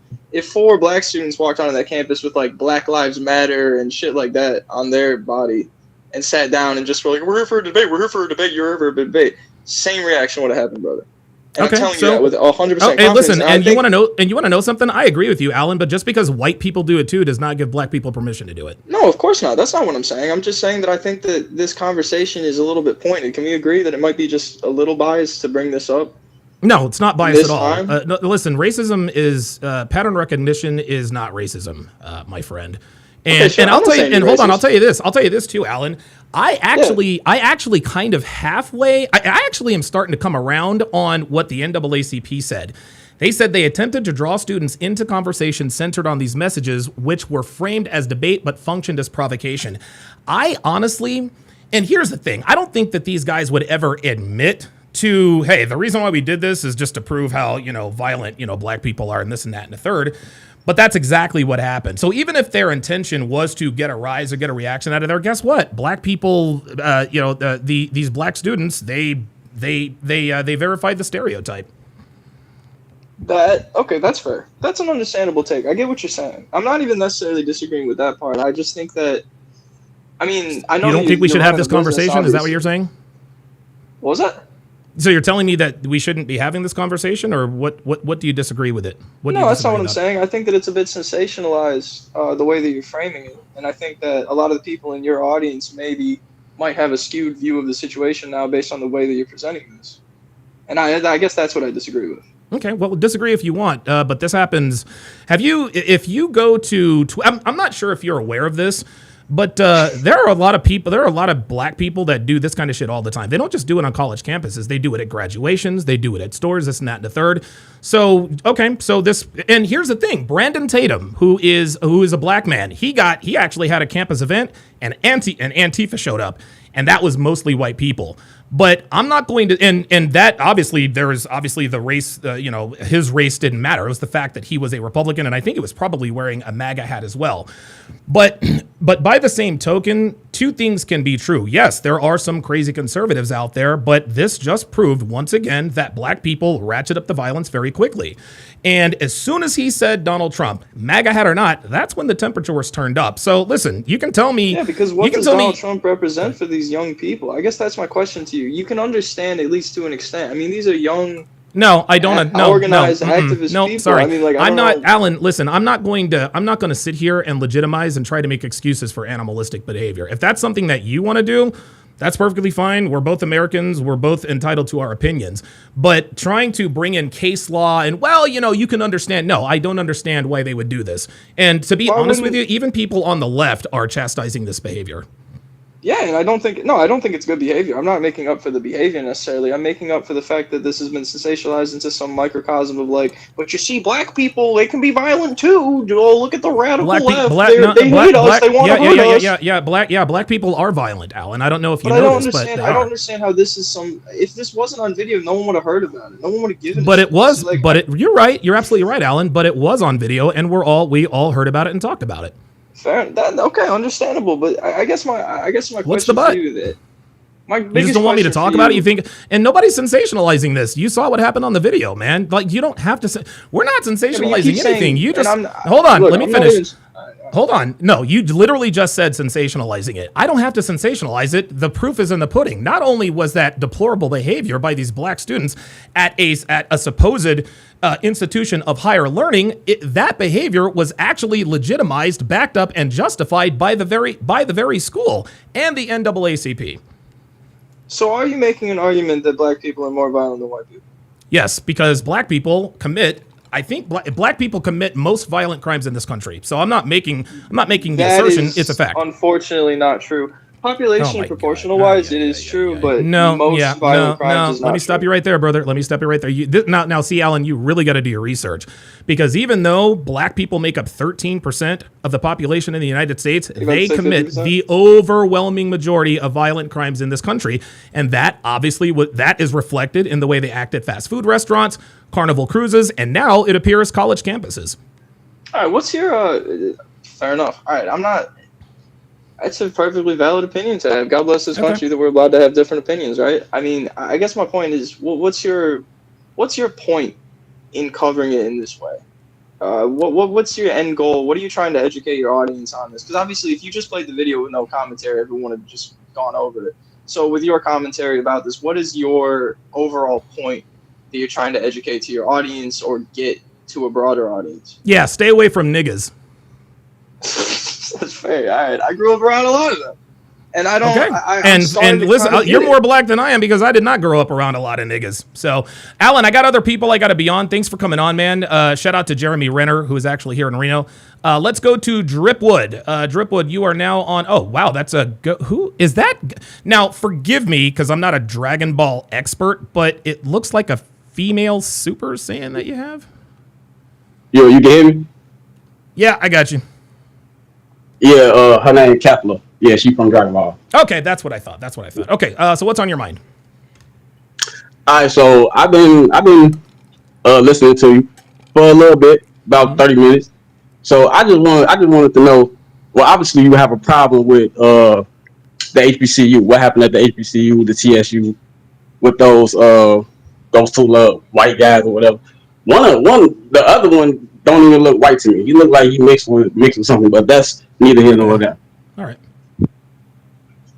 So I just wanted to ask you, since you have a problem with their reaction to them pulling up to the school, what would you have advised, or what would you want to see the reaction from those students be, since you don't like what they do? What would be a better reaction? The better reaction would be to line up and have a respectful debate with these dudes. That's what the better reaction would have been. Okay, so here go my next question. Since that's your response for them to line up and just go with the program, let me ask you, why do you think that they should? Why are they obligated to? Like, why are they obligated to line up and have this quote unquote debate with these two white dudes that just randomly popped up to the school, wasn't invited, wasn't welcome, but it's because they white and they have on MAGA? You think that it's an obligation for the white students to line up and have a conversation? No. Hold on. Let me answer your question. Your first question was, what would you have rather seen their reaction? I said what I would rather have seen was them actually have respectful debates. And then you're telling me that I said that it's required for them to line up and debate. Nobody's required to do anything, right? Like, it's not, but it's not against the law to set up a table at a public university and try to have a respectful discourse. It is, however, illegal to threaten people with violence. It is illegal to have weapons that you appear to be wanting to use. That's the illegal part. And here's the thing. I think what a lot of people don't realize in this particular country, as deplorable as it is, it's not against the law to be a racist. Because if it were against the law to be a racist, then there would be even more black people locked up than there are now. It's not against the law to call someone a nigger. Okay, it is against the law to assault someone. Now, is calling someone a nigger a bad thing? Absolutely. Freedom of speech does not mean freedom from consequences. But if you have that little exchange, a white person walks up to a black person and calls them the N-word, and in response, the black person slugs him in the face and, gives him a black eye, bloody nose or whatever, the white person's not going to jail. The black person is, because he broke the law. Even if the black person says, well, he called me the N-word. Sorry, sir, but calling someone the N-word is not against the law. Can I stop you right there? Yeah, go ahead. Okay, so the thing that you just brought up, and let me bring it back to when we was younger. Have you ever been told that you mess around and you find out? You ever been told that? Yeah. Consequences come from the actions that you take, whether it's actual physical action that you take or even the words that you say. Absolutely. That words can lead to actions. Are we in agreement? We are in agreement there. Okay, so your example that you just brought up is an example of words leading to actions. Because the only reason why, say, a white person would walk up to a black person saying the hard R, probably expecting some type of reaction, because they know there's something, there's history, for one, behind that word, and two, that black people now in 2025 just aren't about to just let somebody of the white race say the N-word to them and just nothing happens. That's right. That's just a mess around and find out situation. Okay. You can't even, at that point, you can't even cry about it. You can't even cry about what you did. Let me respond. No, they can't cry about what you did, because here's the thing. If a white person wants to go up to a black person and call him the N-word, bro, listen, what did you expect that was going to happen? But the difference between black people and niggas, drip woo, is that black people do not let words control them. You said yourself, why would a white person go up to a black person and call him the N-word? Probably because they know they'll get a reaction out of them. As black people, what we need to do is we need to stop being controlled by a word. Yes, fuck around and find out. The white person fucked around and find out that when you call a black person a nigger, he is going to slug you. But guess what? The black person fucked around and found out that if you hit or shoot or assault a white person because they called you the N-word, they're going to fuck around and find out and end up in jail. So at this point, we as a people, we need to ask ourselves a question. Do we really want to be controlled by a word? Do we really? And I don't know if you're like a Marvel Cinematic Universe person, but I am. And okay. Oh, okay. Good. Do you remember the do you remember do you remember the Avengers movie? And forgive me because I forget, where the Winter Soldier was controlled by those 9 words. It was like November, Oscar, Papa, something or other. And all of a sudden he was under the control of the dude, I think from Ukraine or something like that. That's exactly what black people are allowing white people to do. It's like, as soon as they hear that N word, it's like, zoom, it gives them that permission to do stuff. And then when they come to, well, wait a minute, why am I in the handcuffs? We as people, we cannot continue to allow the N word to control our actions, because if we continue to do this, when and if white people start to retaliate, what do you think they're going to use as bait to draw us in to do bad things to us? I hear what you're saying. But here's my issue with what you're saying. Okay. Here's my issue. I typically see guys like you, and if I could say, I'm probably not gonna say other names, but I quite frequently watch a couple guys that fall into Coon, the certain Uncle Tom, all that good stuff. Like black issues and white issues and all of that type of stuff. Sure. But the thing that I noticed with guys like you is when it's a situation with a black person and a white person, and let's say the white person did something first, and they got the reaction from the black person. Define the did something. Define the did something. Let's just go back to the example that we bought. Saying the N word. Okay, all right. He said the N word. Black dude, the black guy slugged. Yeah. Boom. What guys like you do, and what I typically see is that in that scenario, you focus more on the black person side, and it sometimes don't even seem like it's in good faith, because y'all would get a little bit disrespectful and rowdy, saying like, "Oh, this monkey behavior." Yeah, it is monkey behavior. Listen, I want to make something clear, Dripu. This is absolutely monkey, chimp, ape, hyena, uncivilized behavior. If you are going to allow yourself to be controlled by a word, then you are an animal, okay? And you can call that whatever you want, but here's the thing. We have control over what we do, okay? If somebody calls you hold on, just real quick. If somebody calls somebody the N-word, yeah, it's going to piss them off. But the difference between us and animals is that we have the ability to reason. Okay, this guy just called me the N-word. I really want to slug this guy, but if I slug this guy, then I will probably go to jail. Let me just back off. We need emotional control. You understand what I'm saying? And if you don't have the emotional control and don't get me wrong, caller, it is a lot easier said than done. Dude, I've been called a nigger to my face. I'll tell you this story. You probably haven't heard this. So I used to deliver mattresses out in Atlanta, and me and my delivery partner Jeff, we were I think in Jessup, Georgia. We went to one of these old timey country stores, the ones with the gas station where there's like 2 gas stations. It's on the corner. You've got the little awning or whatever. So we walk in there. We're getting our hot dogs and potato chips and sodas, and I broke out a $100 bill. And the guy, the cashier is an older guy. He's like, I didn't know niggers carried $100 bills. I was like, yeah, we do all the time. Can you break it? Now, here's the thing. Was I upset? Abso-fucking-lutely. I was hot under the collar. But guess what happens if I reach over and try and do something to him? I probably catch a 12-gauge shotgun slug either to the chest or to the head. You want to know something? When the cops get there, guess who's not going to jail? He's not going to jail. You want to know why? Because what I did was illegal. I attempted to assault him. Now we go the other way around. If he calls me a nigger and I slug him in the face and he calls the cops, guess what? I'm going to jail because I did the illegal thing. That shop owner said something to me that was deplorable and should never be said, but it is not illegal. Okay? And the reason why I am so hard on black people is because the reaction is on us.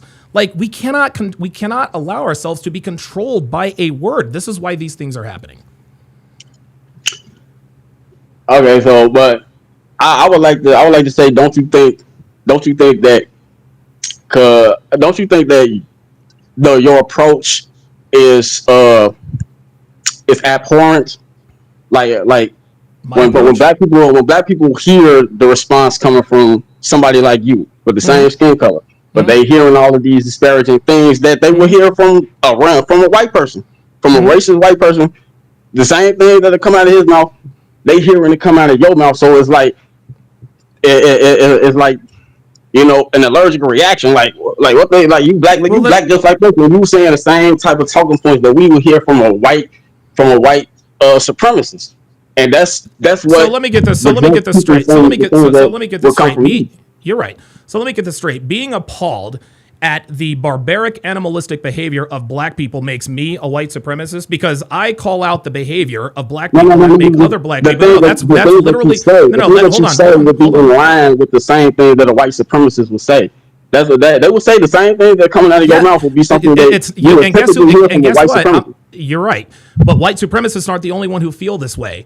Asians feel this way. Hispanics feel this way. Ever heard of the hashtag black fatigue? It's not just white people who have black fatigue, caller.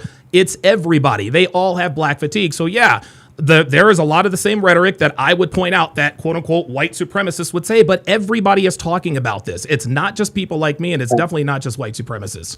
And if calling out the abhorrent behavior of black people makes me a white supremacist, I think that's very short-sighted.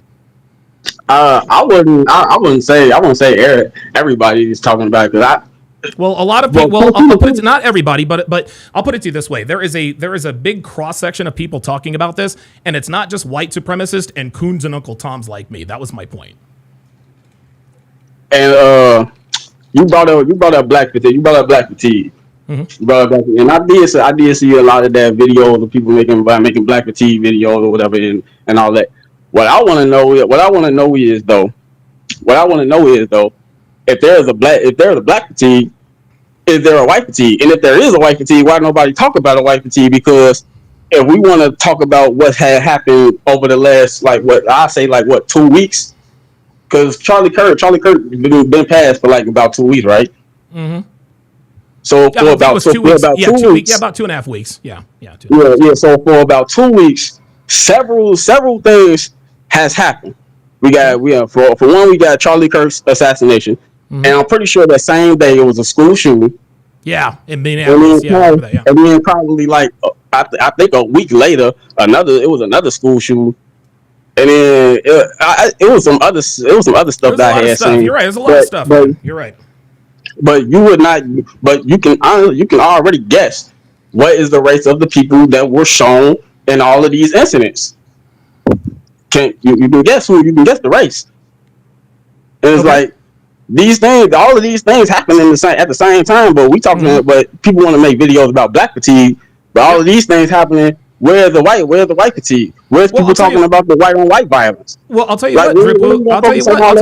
I'll tell you what, Dripu. The reason why people talk about black violence is because black people in this country commit most of the violent crimes. But I'll tell you what, if you're so tired of white fatigue, if you want to talk about school shooters, listen, man, you're an American. You can start a YouTube channel and talk about all the white fatigue you want. But as far as me and my channel, I'm gonna talk about niggas.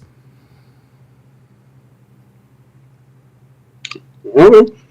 I'm pretty sure that's pretty. I think that. Well, that's all I got. But I'm gonna leave you with this.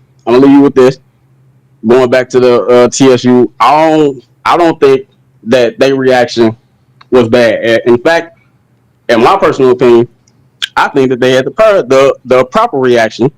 They let them know how they felt. But the boys, they left without being touched, relatively untouched. Ain't nobody jump on you can say that because the police is there or whatever, but I guess. But they still came in, did what they did. The students let them know exactly how they felt, and they was able to leave relatively unharmed. Yeah. I don't think. You're right. They did leave. They left unharmed. I don't think there was a. I mean, they did damage to the car, but I'm sure insurance will take care of that. But see this, the fact that you are justifying and condoning this and saying that it's okay, that's the very problem right here. It doesn't matter what race you are, to react violently in that way and to incite a mob and to threaten violence just because you either don't have the skill to debate or you just don't want to debate. That's where hashtag black fatigue is coming from, man. It's people like you who justify and condone this behavior. And this is what people are tired of. People are tired of the black people committing these crimes and engaging in this sort of behavior, and they're tired of people like you saying, hey, I don't see anything wrong with it. And here's the thing, you have every right not to see anything wrong with it, but we have a right to talk about why we see something wrong. I mean, no, okay, you can talk about that, but I mean, I mean, there's a lot of stuff there's a lot of stuff in the white community that be happening with white people that don't nobody talk about, and because nobody talks about it, it continues to happen. That's my thing. I think it's going to continue to listen, happen. if that's your thing, brother, then start a YouTube channel and talk about it, man. Like, I'm under no obligation. And just like they were under no obligation to line up and debate them, I'm under no obligation to talk about what white people do. I don't give a fuck what white people do because I'm not white. It doesn't matter to me. I mean, you should, because don't they control wherever the country is going, it's gonna be the fault of the white. It's gonna be the fault of the white man, right? If we go into a civil war, it's gonna be their fault. If we go into what now? I'm sorry, I missed what you said. I said, don't the white man control most of the country? Like wherever the country goes, ain't it gonna be the white man's fault? So if we fall into a civil war, if that happens in my lifetime or in our lifetime, ain't that gonna be their fault? They control the country. They got most of the power. It would be their fault. No. Number one, if there were a civil war in this country, it would be because of the nigga shit that goes on. That's why. No. Because why? Then you tell me. No, hold on. You tell me what would start a civil war. I ain't gonna let you get away with that. I ain't gonna let you get away with that because all of the big assassinations and all that stuff. Charlie Kirk's assassination, white man. All the other big assassinations, presidents, white men. All the wars, white men. I ain't letting you get away with that. Okay, what do you think would cause a civil war in this country? If it was going to be a civil war in this country right now, it would probably be Republicans and the Democrats going at it. Okay, all right. Well, listen, that's your opinion and you're entitled to it. And like I said, man, I mean, you're a well-spoken-ish individual. If you want to talk about the school shooters and all the shit that white people do, you are more than welcome. You are well within your rights to start a channel and talk about the shit that white people do, but that's not what I'm going to do on this channel. All right, well, that's all I got. All right. Well, thanks for coming up, man. I appreciate it. Shout out to Dripwoo. Somebody tell me, he told me the name of the character in the Dragon Ball. He told me the name of the character in his Dragon Ball avatar. And he told me what it is, but I forgot who it was. I forgot what it was. But yeah, like I said, guys, he's like, look, man, I don't see anything wrong with it. That's the very problem. That's the very problem, man. Like that behavior was unacceptable. That behavior is unacceptable. And it's funny, niggas love to always talk about the fact that, well, anytime a nigga does something, but then a white person does it, why don't we ever talk about that? Well, because I don't want to talk about that. That's not what this channel does. If he wants to talk about that kind of stuff, he's more than welcome to. Loaded Locks Gaming with the $2 super chat says, where did this guy grow up? I guess he was talking about the Allen guy earlier. He said he grew up in Michigan, I think. I think he said he grew up in Michigan. Tommy Jones with the $5 super chat says, as a black, I appreciate any pushback against violent thug culture. Thank you, Donovan. Absolutely. Yeah, that's the thing. Niggas always have the same talking points. Why don't you talk about what white people do? No, I'm not going to do that. That's not what I'm doing. Black people commit the overwhelming majority of violent crimes in this country. There's a reason why, better than, what is it? Like, dude, most people in prison are black people. There's a reason for that. I don't think he was smacking his lips, guys. I think something he was doing in the background or something. I think there was something going on in the background. So, Ice Dragon Kid says, like, what they do isn't chastised already, right? Like, dude, we condemn school shooters all the time. Their names are plastered all over television and everything, and they get life without parole and all this, and all this other. If they don't end up taking themselves out, that's another reason why. Eric Harris and Dylan Klebold, the Columbine shooters, they shot up a bunch of kids and then they took themselves out. There are a lot of school shooters that end up taking their own life. And I think there was recently a shooting where a guy there's so many shootings nowadays. I think it's actually kind of sad that we're desensitized to it, but yeah, it's interesting that black people like to come up here and tell me what I should be talking about. No, I'm going to talk about what I want to talk about. Loaded Locks Gaming with a $2 super chat says, we take each other out more than the so-called white man. Yeah. Oh, yes. GIR says a female Saiyan from another universe from Goku. Yeah, I forgot what the name was. Oh, Kefla. That's what he said.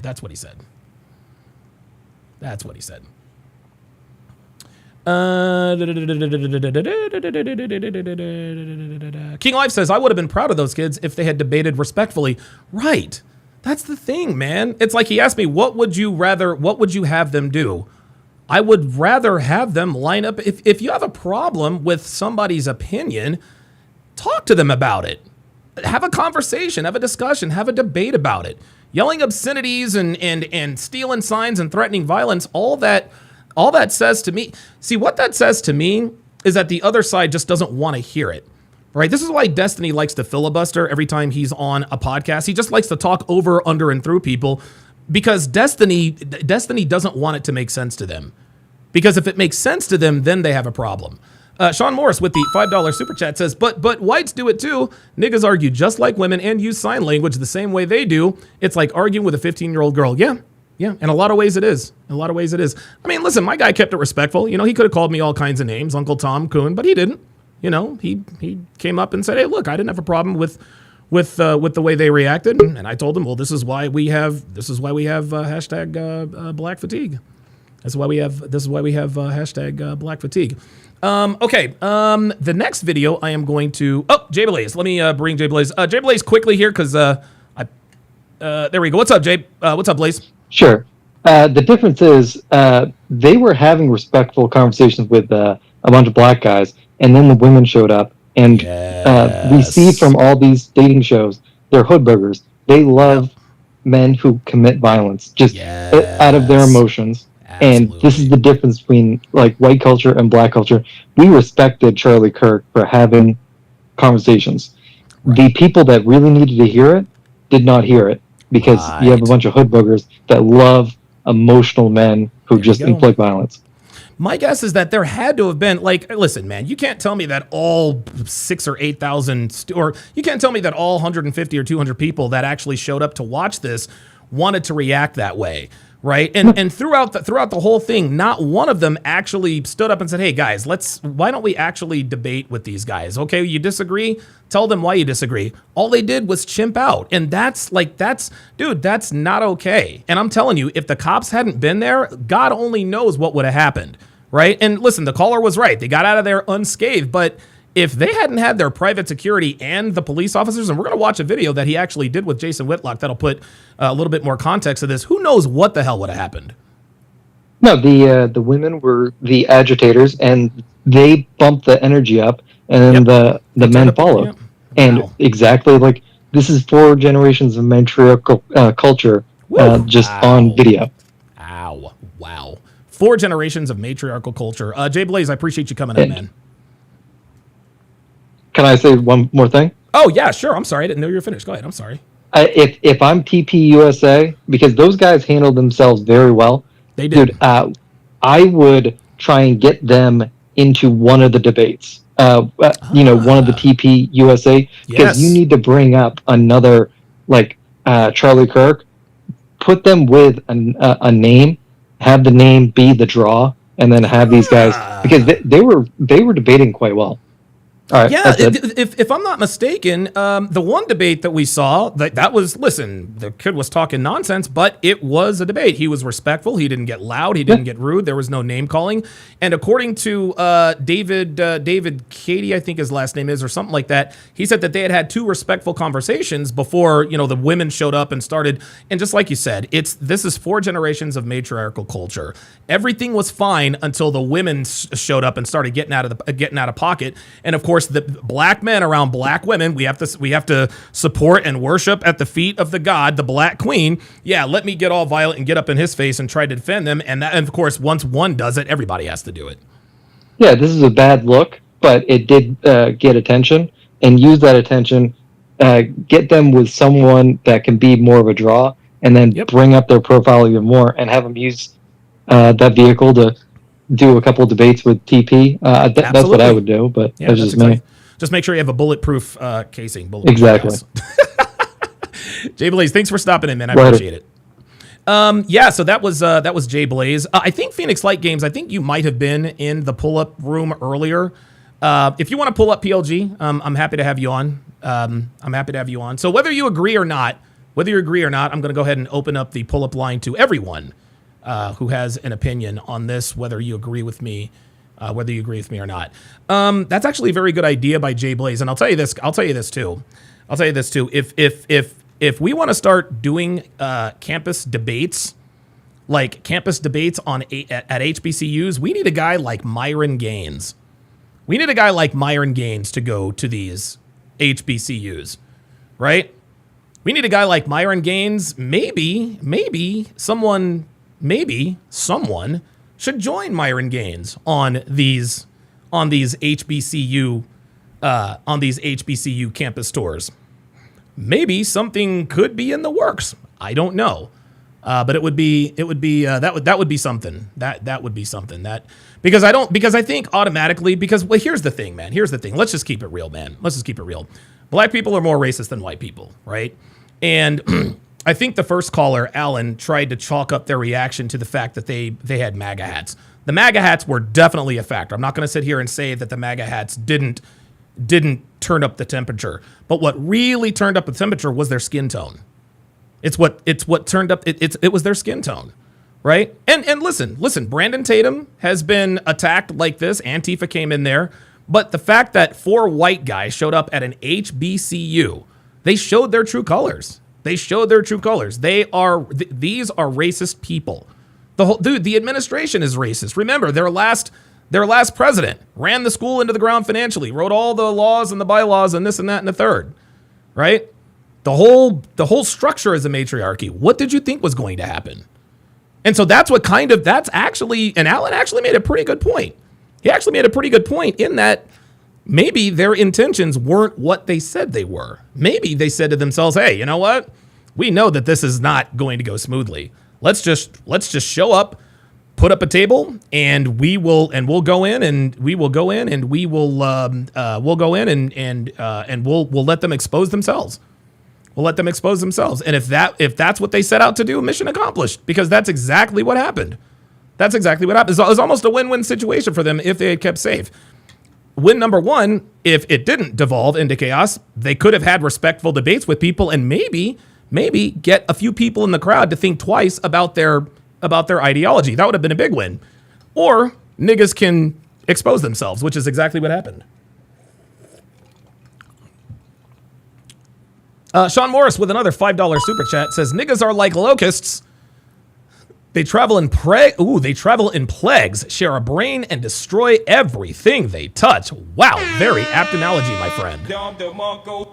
Very apt analogy. Dr. B84 with a $10 super chat says Myron would just spend 90+% of his time cooking and arguing with black women. Yeah, that would be funny. That'd be funny. That would be funny. Yeah, he said Myron is too hardcore. Yeah, maybe. Captain Caveman, great cartoon, by the way, says MAGA equals make America great again. I don't know why everybody seems to have a problem with making America great again, Donovan. You grew up in the 80s. That had been one of the best eras. Dude, the 80s were awesome. The 80s were awesome, man. Oh, my God, the 80s were wonderful. I'm a Gen Xer, man. I grew up in the 80s. Right at the tail end of all this, crazy feminist nonsense. Okay, we're going to react to another video here.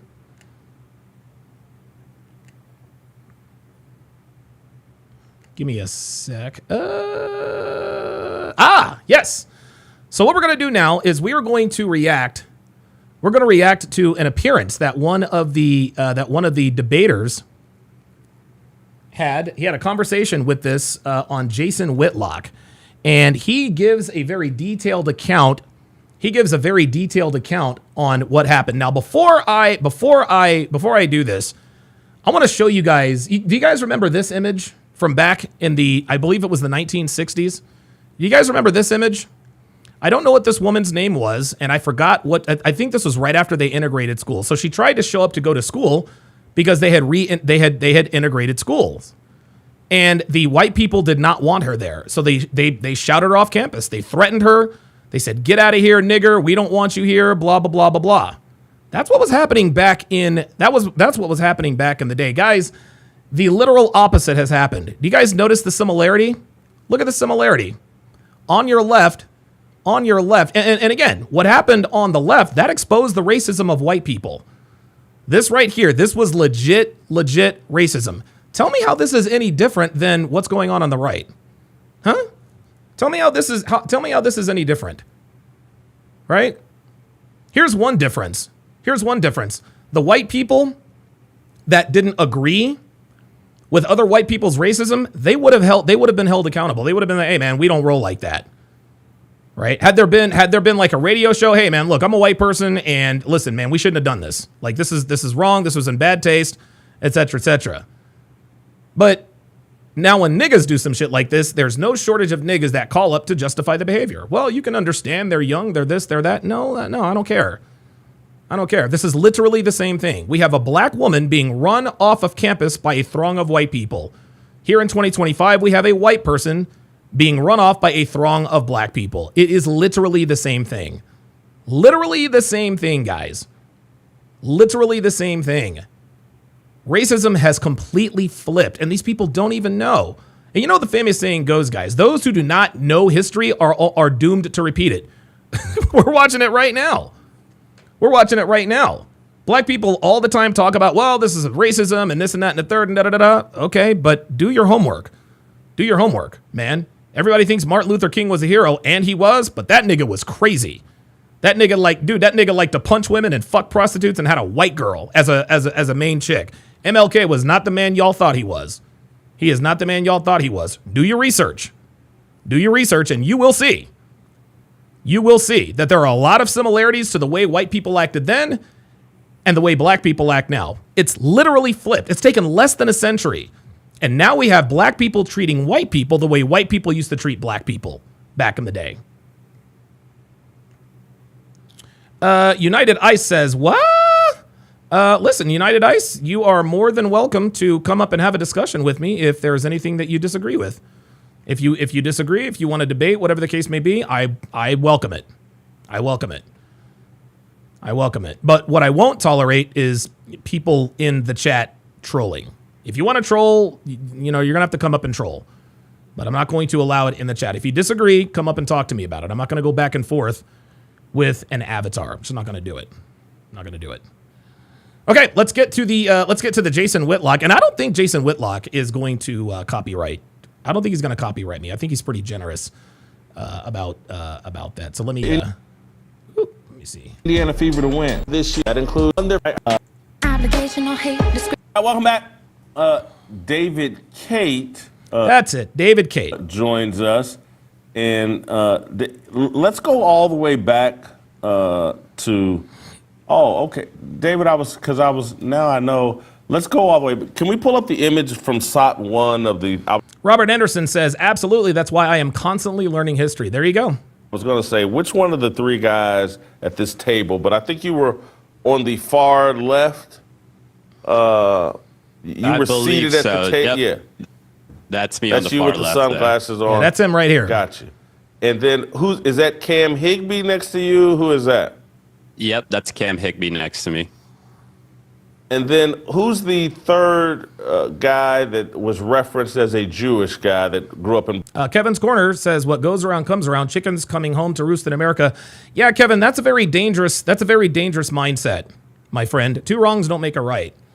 Two wrongs don't make a right, number one. Number two, the chickens that are coming home to roost weren't set out by the white people of today. The white people that black people are taking out their racist ideology out on had nothing to do with what happened to their ancestors, right? That has nothing to do with their ancestors. Black people are trying to inherit the trauma that their ancestors actually went through. Okay, and that's what's flawed. So yeah, you can talk about what goes around comes around. Okay, what goes around comes around, but the white people of today, they didn't send it around. They didn't send it around. Black people today are taking revenge on white people for something they had nothing to do with. So yeah, you can celebrate that and all that good stuff. Chickens coming home to roost. My friend, this is not good. This is not good. You heard the other caller talk about if we go to a civil war, it's going to be the white man's fault. No, it's not. No, it's not. What's going to cause a civil war is more nigga shit like this. And I told you guys, at some point, guys, we see the videos on Instagram. We see the videos on X. Black people just attacking white people out of nowhere for no reason other than the fact that they're white with impunity, which means no consequences. At some point, white people are going to start to retaliate. White people are going to start to retaliate. So yeah, you can sit here and pick fun and make, oh, what goes around comes around. Okay, that's cool. But remember that goes both ways. Because the violence that black people are perpetuating against white people, that's going to come around too, Kevin's Corner. Because what goes around comes around, right? Boca Raton. He's our organizer, our manager. His name's Andrew Bimo. Gotcha. Cam and I are the faces of. Oh, wow. Jamal Miller says Martin Luther King was a man of peace. At least that's what I was told. Bro. Oh, my God. This is dude. Listen, Jamal, you gotta do some research on MLK, man, because I was blown away. Of the tour in terms that we sit and we have the conversations, the debates. Lance, which you can see in the middle of us right there running around, he's what we call our featured debater. So we sit down at these college campuses and have these debates for 5-6 hours. At some point, we need to go to the restroom. So we'll put Lance to fill in the chair. So it's a crew of 4 of us. And how long ago did you guys start this?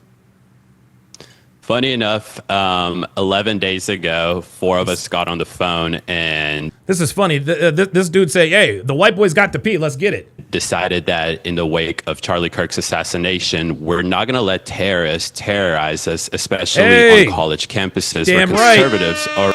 There you go.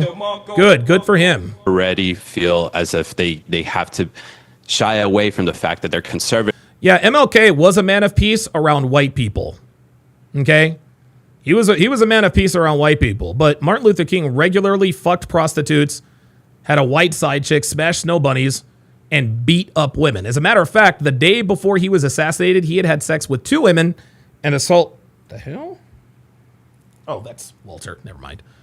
That's not... I don't know what cat that is. He assaulted... He had sex with 2 women and physically assaulted another and beat up another one. So there you go. There's your man of peace. Nonetheless, support an agenda that puts America first. We got on that phone and we decided, let's go around these college campuses. I've done this for over a year now, even months before the election, the previous election. I would go to college campuses and have these hard conversations with college students about whatever political and social issue that there is. But the main thing is that we always did it in a civil and tolerant way. And Cam and I both had that same approach. We call it the Charlie Kirk style, because you want to be civil and tolerant when you oppose individuals. And we thought that in the way... Jamal Miller says, yeah, I got to look MLK bad points, but his good points that won him over Unc. You're right, Jamal. Okay? The good that MLK did outweighed the bad, but you really need to do some research. Okay? Jamal, did you know that Martin Luther King himself did not write the I Have a Dream speech? The speech was written by a gay white guy. So Martin Luther King didn't even write the I Have a Dream speech. He merely delivered it. There is also, and there's a video. There is a video of someone talking about Martin Luther King Jr. getting into a, I think he got in a fight with a bunch of preachers and knocked one of them's teeth out or something like that. So he's violent around black people, but he's calm and peaceful around white people. And I agree with you. The good definitely outweighed the bad, but not by much, Jamal. Not by much. Jamal, I'm just telling you. Listen, you're a longtime supporter. You've been here for a while. You really need to do your research, man. Really need. I'm not trying to diminish what Martin Luther King Jr. did. You just have to. You really need to know the truth, the whole truth. Of Charlie Kirk's assassination, Yeah, Robert Anderson says sometimes you have to take the bitter with the sweet. Absolutely, dude. I made this comparison yesterday. You got to separate the art from the artist. Michael Jackson is probably one of the greatest live performers in history. Dude was a PDF file. R. Kelly, he was the king of R&B for a decade and a half, almost 2 decades. Guy was also a PDF file. Had sex with minors, including Aaliyah when she was 15. So yeah. Now, more than ever, we should go out on these college campuses for 2 reasons. One, to show conservatives. Yo, MLK had them hands, though. Look. MLK knocking out a preacher was bad. Okay. But number 1, that nigga had hands and he smashed snow bunnies. I'm just going to put it out there. Oh, Captain Stransky says Prince was better. You know what, Captain?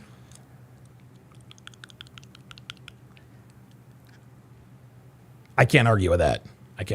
Again, they should not feel terrorized, that they should still be able to. Yeah, Jamal Miller, the only, as a matter of fact, look up Chad O. Johnson. Look up Chad O. Johnson's channel.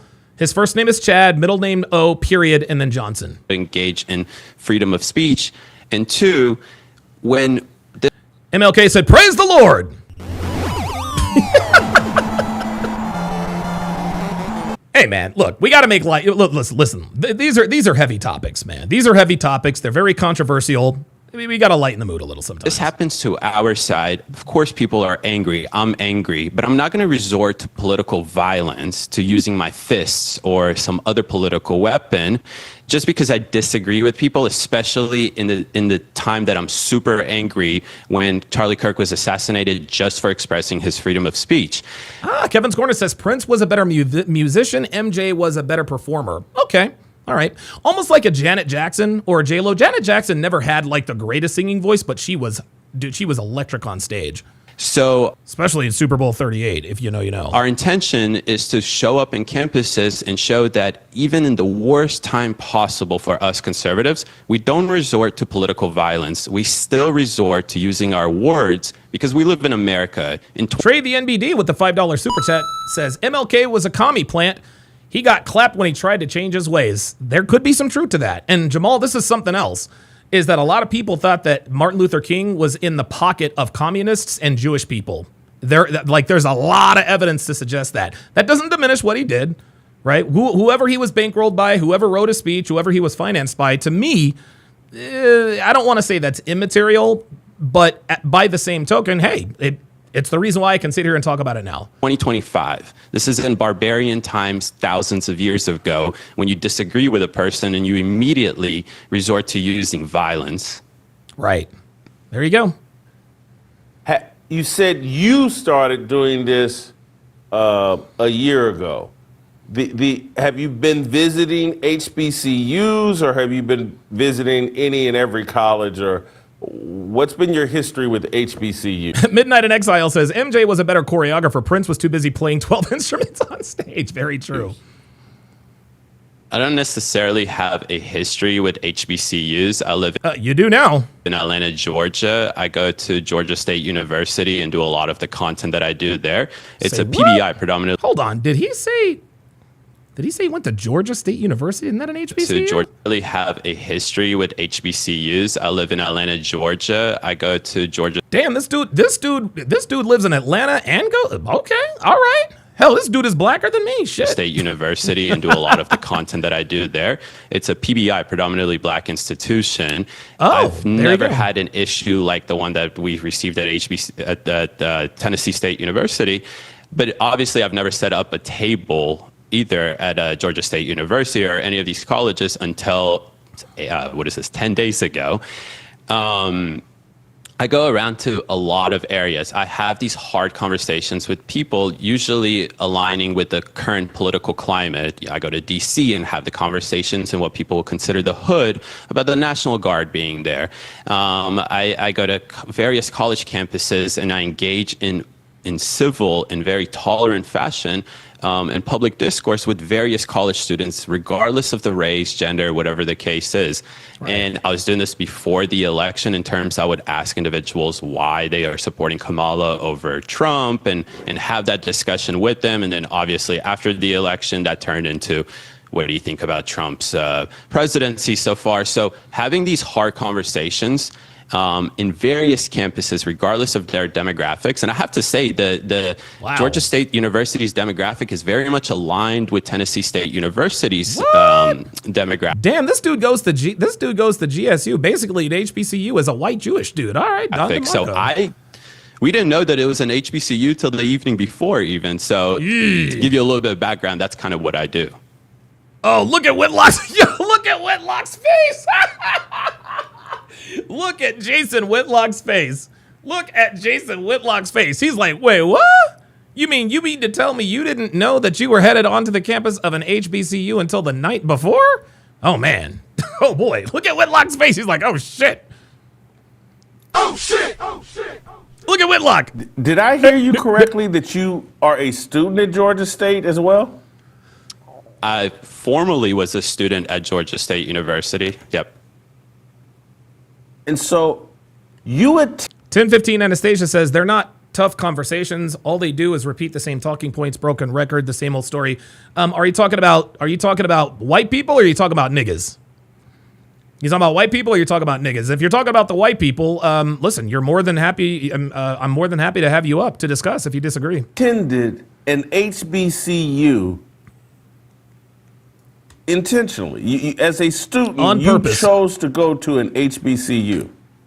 Georgia State isn't an HBCU. It's a PBI, predominantly black institution.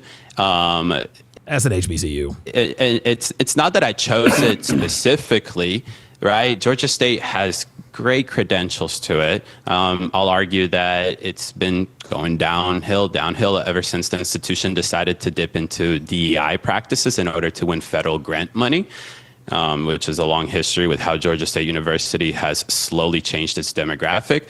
But again, I went to Georgia State University not even thinking about the race or the demographic there, just simply because I grew up in Atlanta, Georgia, and I don't really look at individuals based on race. I'm an immigrant to this country. I legally migrated. Wow, let's include that. Guy. But my intention, essentially, going to Georgia State had nothing to do with the race or anything like that. It was just a good school in my area. Look at that. Look at that. He's like, look, it was just a good school in my area. He's like, I didn't give a damn that it was mostly black. They've got credentials. They got a good history, good educational system. That's why I decided to go. Good for this guy. Now, you've said something. You immigrated into this country. Where from? I was born in Jerusalem, Israel. So it's funny when, nonstop I see on my Twitter people calling me a white supremacist, a Nazi. Folks in my family died as a result of Nazi Germany. Oh, wow. So unfortunately, and we will get into the conversation of this, but the whole purpose of us, I was listening to the panel earlier. My intention was not the outcome that everybody saw. Our intention is the same intention we had on 6-7 different previous campuses, which is to engage in a civil dialogue with individuals that obviously oppose us. I kind of forgot where I was spinning that, but yeah, that was definitely not our intention. And I forgot where I was going with that, but we'll go on. Well, Virgil asked, and maybe you picked up on this, was like, did you receive permission? Did you alert someone that you were coming to campus? What's been your standard operating procedure as it relates to visiting college campuses? Ooh, good question. Sure. In Georgia, South Carolina, North Carolina, and... Oh, I'm sorry. I am so sorry. I forgot to talk about the other thing we were going to talk about. We're going to have the Hard R podcast right after this, y'all. Stay tuned. Stay tuned for the Hard R. Washington, when Cam visited it, the standard practice for universities is that there's a designated free speech area because of a public university. See that? These are public properties. Public university, guys. Public properties paid for by us, the taxpayers. There is a free, and this is what I told you guys earlier. On every public campus, there is a free speech area where you can do demonstrations and protests. But that's not what this was. All these guys did was set up a table to have a civil discourse about things they disagreed about. That's it. And in all of these states, you don't need a permit in order to have a table like we did and engage in civil dialogue with the students on campus, staff, anybody that walks by. To give you an example of this, King Life says so he doesn't have to tell anybody shit. I agree. But if I were them, as soon as I figured out that it was an HBCU, I'd be like, all right, guys, we need to call them and let them know that we're coming. Right? We need to call them and let them know we're coming. They don't need permission from the university, but they definitely should have given them a heads up. People always that are not students of the campus walk their dogs in the evening across the college campus grounds in Georgia State University. They do that at Washington State University. They do it all around. Property. HBCUs, most of the time, are private institutions, but the only reason why we ended up going to Tennessee State University is because the night before we found out that this is one of few public HBCUs. So this is a public institution. I want to debunk that right away. There's a common misconception I see on X right now that this is somehow a private institution. Private Nope, not institutions private at all. absolutely have the right to regulate speech and who is able to be on their campus. And this is exactly what he is talking about. What he is saying is true, guys. And guys, I know we don't want to hear this, but this is the same as YouTube and Twitter and Instagram. We talk all the time about how we're, censored and the algorithm and this and that and the third. It's not right, but guess what? It is well within YouTube's right to deplatform someone for whatever reason they choose. It is a private platform. A true violation of your free speech rights would be being persecuted by your government. So all these people losing their jobs because they talk trash about the Charlie Kirk death, they violated my free speech. No, they didn't. They fired you from your job. A violation of your free speech rights would be you ending up in jail. I think we might have had somebody pull up. Hang on a second. Oh, PLG, there he is. There he goes. Phoenix Light Games, what's up, brother? How you doing, man? Oh, you got you got the fresh beard going on, brother. Oh, thank you. I appreciate it, man. Absolutely. What's on your mind, You got man? the hairline. You got the hairline working for you too. Yeah, it's a little ratty today, but it is what it is. No problem. Yeah. So what's up, man? Like when I saw these videos I sent you prior to you starting the Hard Rock podcast, especially the second one. Yeah. Where I was like, oh my god. The one with the And screwdriver, honestly, man, right? Even though I'm sorry. The one with the screwdriver, right? Oh my god. That was crazy, dude. Was that not crazy? No, like real talk, man. Even though I already saw it, the moment you started playing that video and I saw it again, I was like, I literally got up from my seat and walked away because I was like, that's crazy, man. I was like, holy crap, man. I was like, and again, like I super chatted earlier. There's a malicious intent when you have a flathead screwdriver versus a Phillips head. Absolutely. Because a flathead, like you said, two sharp points, but the middle is blunt, which is designed to prolong pain and make it harder and inflict more damage on said person and make them suffer. And when I saw that, I was like, bro, this crowd of people are fucking evil. Like, this is evil. Those are bad intentions, man. Like, these people are having a civil debate, a civil conversation. And just because they don't agree, bro, this is how pathetic the black community is. We live in a world where simply if you disagree with somebody, that's grounds for death.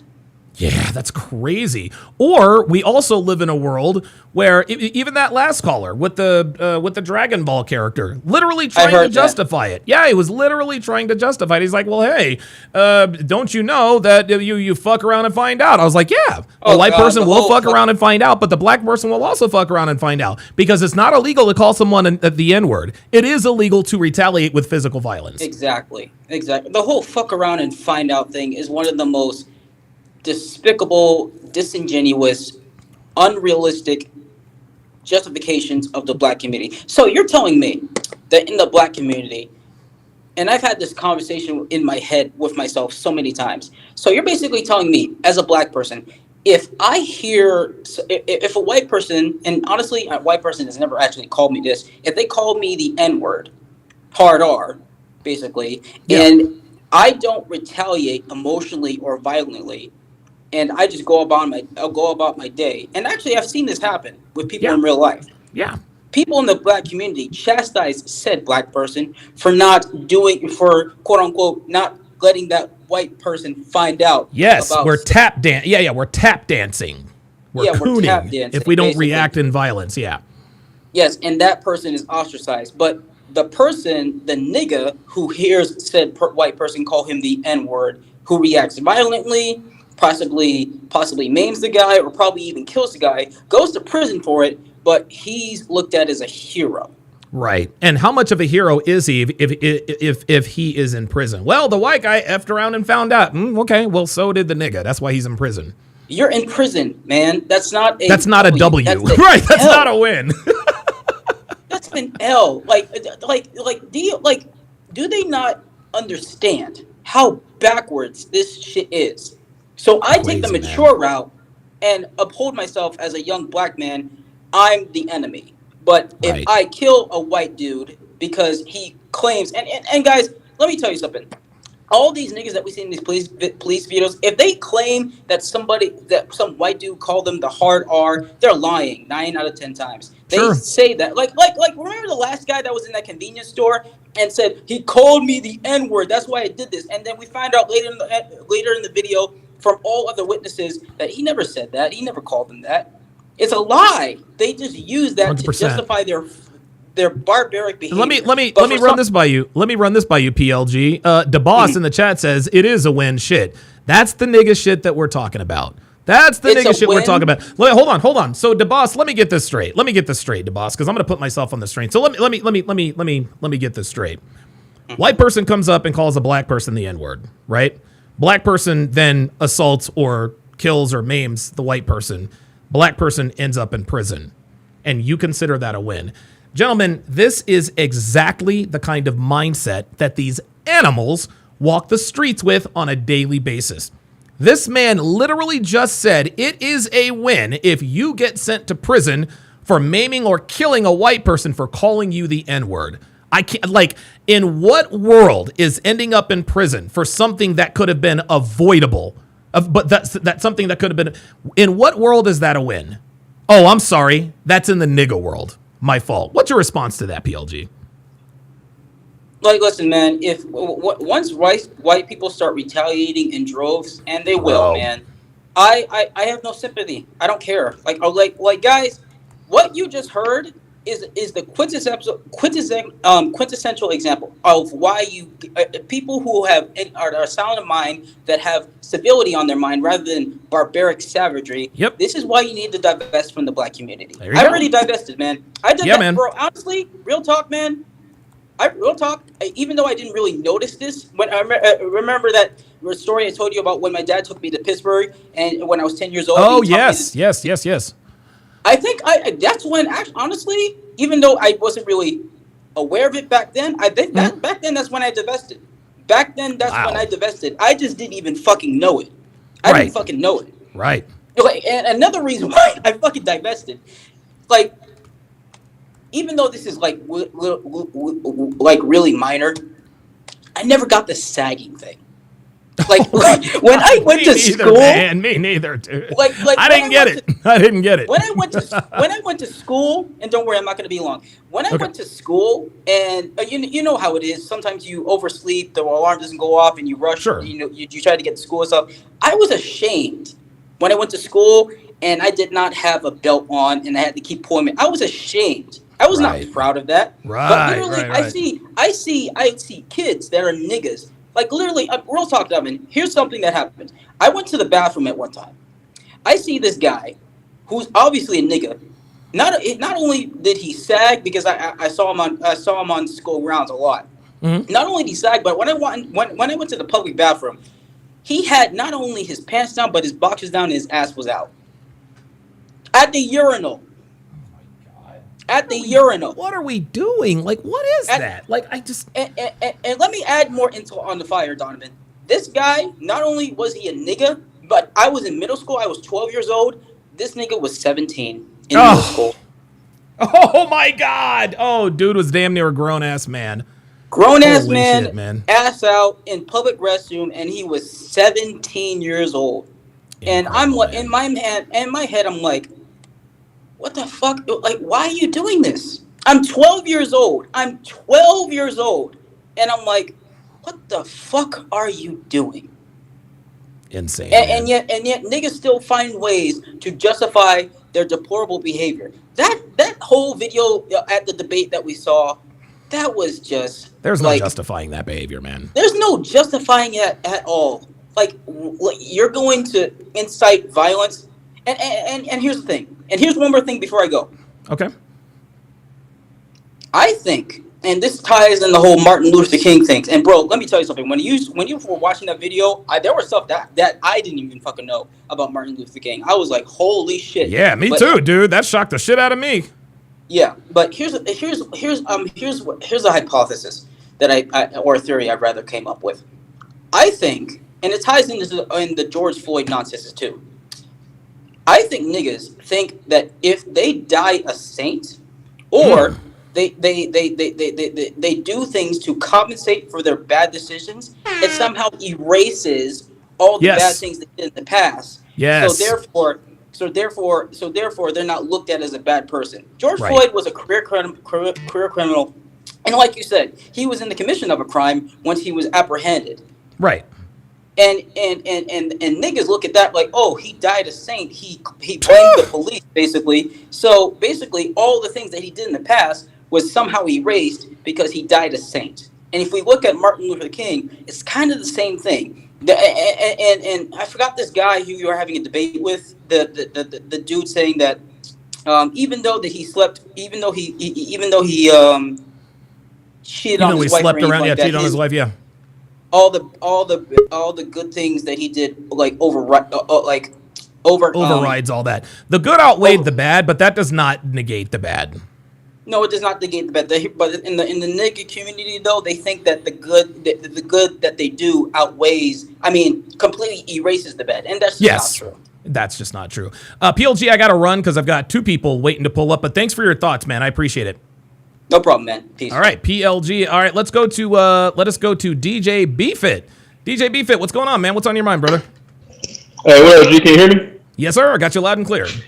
Hey, what up, man? Actually, I'm just pulling up because I don't disagree with anything you're saying. You know, bro, I'm about to be. I'm 39, so I've been on this earth almost 40 years. Okay. I'm from Compton, California. Oh shit! All right, you know what it is, and I have to admit, like, the problem is with black folks is that black people cannot stick together. No.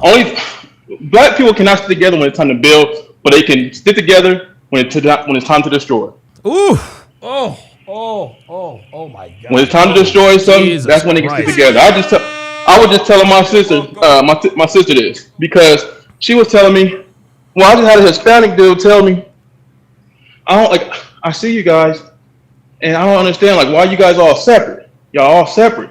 It was like, you know, like, but for us, we can all live together. Hell yeah, they can. We can all live together. We can all help. We can all help bring some money to the family. Mm-hmm. What they would usually do, they would buy that house, and they would do the exact same thing. Right. They would buy another house and do the exact same thing.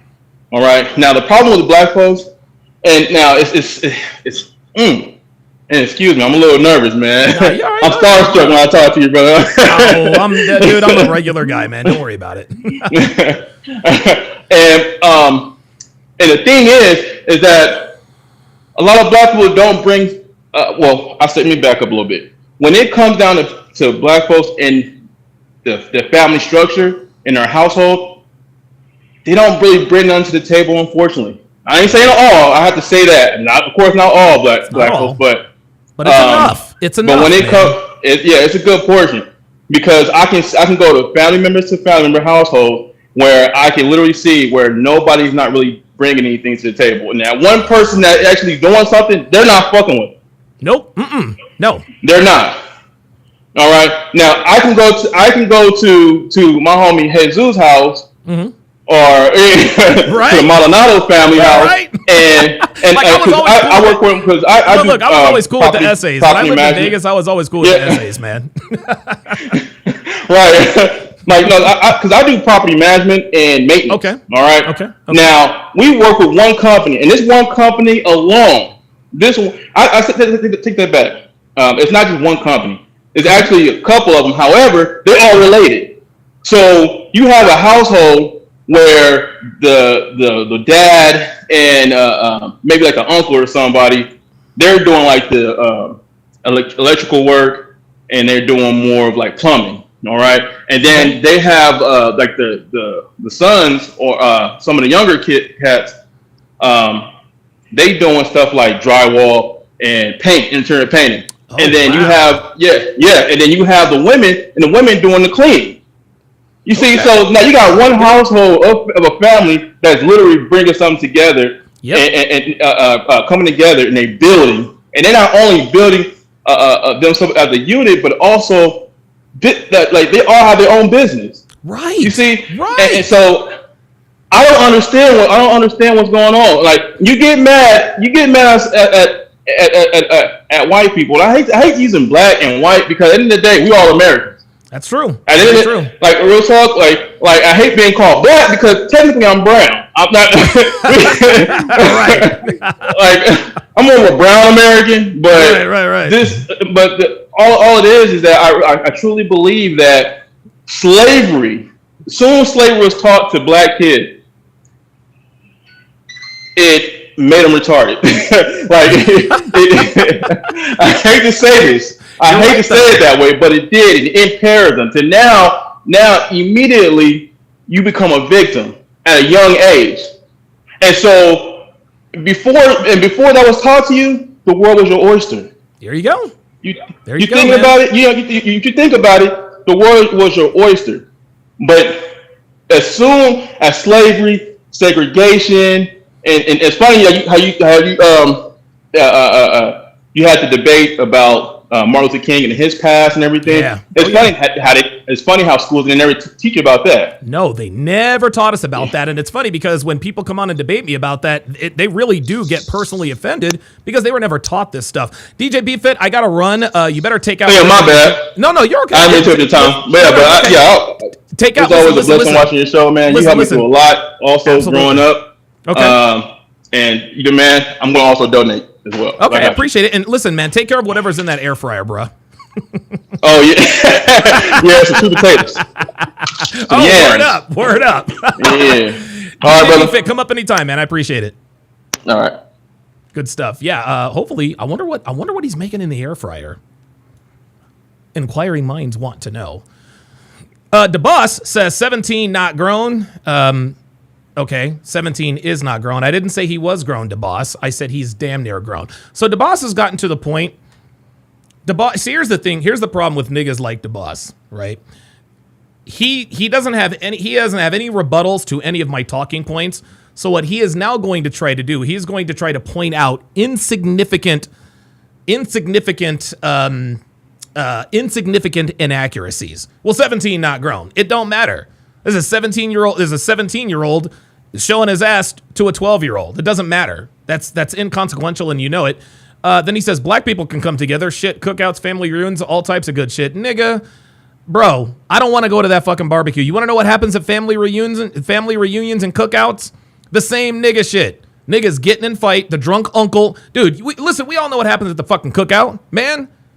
You know Uncle Roscoe is looking at all his nieces. Well, boy, I tell you what, little Shirley, look, are you sure she 15? She don't look 15 to me, right? Uncle Roscoe's a little bit weird around the young girls, right? You got baby mamas and fucking bonnet wearing hair hat bitches everywhere. You got fucking 40s and OEs. Everybody's loud. No, fuck that. Fuck that. You can have the barbecues. You can have the barbecues and all the soul foods and family reunions. Ain't nobody interested in that. No, man, DJ BFit was right. Black people, dude, niggas never come together to build. They only come together to destroy. And that includes during cookouts. So you can miss me with that bullshit. Fuck out of here, man. But Tennessee State University, again, is a public university, which means that individuals like myself are allowed to be there. We're taxpayers. Oh, my God. Oh, Jesus Christ. All right, here's the niggadar. The niggadar is up. The boss says, Robert, don't support Donovan no more. I'm just gonna do y'all a quick favor here. And I know y'all see this in the chat, but this is what, guys, this is the type of shit I'm talking about. This is the type of ignorant shit I'm talking about. Nigga, you can't even spell. You can't spell, bruh. Robert, don't support Donovan no more. Nah, bruh, it's no more. N-O. Not K-N-O-W, you dumbass. The fuck's wrong with you? Jesus Christ. DeBoss says, that asshole just made me famous. Bro, wrong again. I'm a nobody. Man. You being on the niggadar is not a flex. Nice try. Jesus, he just made me famous. Nigga, you ain't famous. Nobody knows what the fuck you look like. You're an ignorant ass nigga. Trying to get clout off of somebody who doesn't really matter right now, especially not to you niggas. Fuck out of here. But was I wrong? Nope. Of course I wasn't. See, anytime somebody responds with, "Oh, he gave me attention, I win." No, you don't. You said something fucking dumb, and I called your bitch ass out on it. So you can fuck off with that. Let's get it. You know, we pay for the institutions in the first place. But one thing I want to... Yeah, the boss, pull up, man. Like, what's up? Like, I mean, if you want to give me a piece of your mind, look, man, it's open. It's open. Just kind of show everyone is that the school, and it seems like to be a repetitive pattern in Tennessee, that they don't allow individuals like myself to actually just show up to a public university. We need to let the administration know beforehand. We did that. We reached out as much as we can. We called them 10, 12 times. It goes directly. Oh my God. Do you hear this? Listen. He said they reached out 10, 12 times. They don't allow individuals like myself to actually just show up to a public university. We need to let the administration know beforehand. We did that. We reached out as much as we can. We called them 10, 12 times. It goes directly, and I'll say this again, directly. The phone doesn't even ring. It goes straight to voicemail. Why? Because Tennessee, unfortunately, Tennessee State University, I just want to read this to you, has a red rating when it comes down to their freedom of speech. And this is given to them from the Foundation for Individual Rights and Expression. Why? Well, they have policies that restrict free speech by having at least one policy. They have 3 policies that infringe on students' rights, such as concerning harassment or demonstrations. So the reality of it is that it seems like a public university, which is funded by taxpayer money, that receives extra exemptions for their HBCU status, is actually violating the Constitution and our ability to express our freedoms on there, because they have the ability to arbitrarily decide what speech is and is not allowed on their campus grounds. Wow. I can say that. See that? See that? You see that?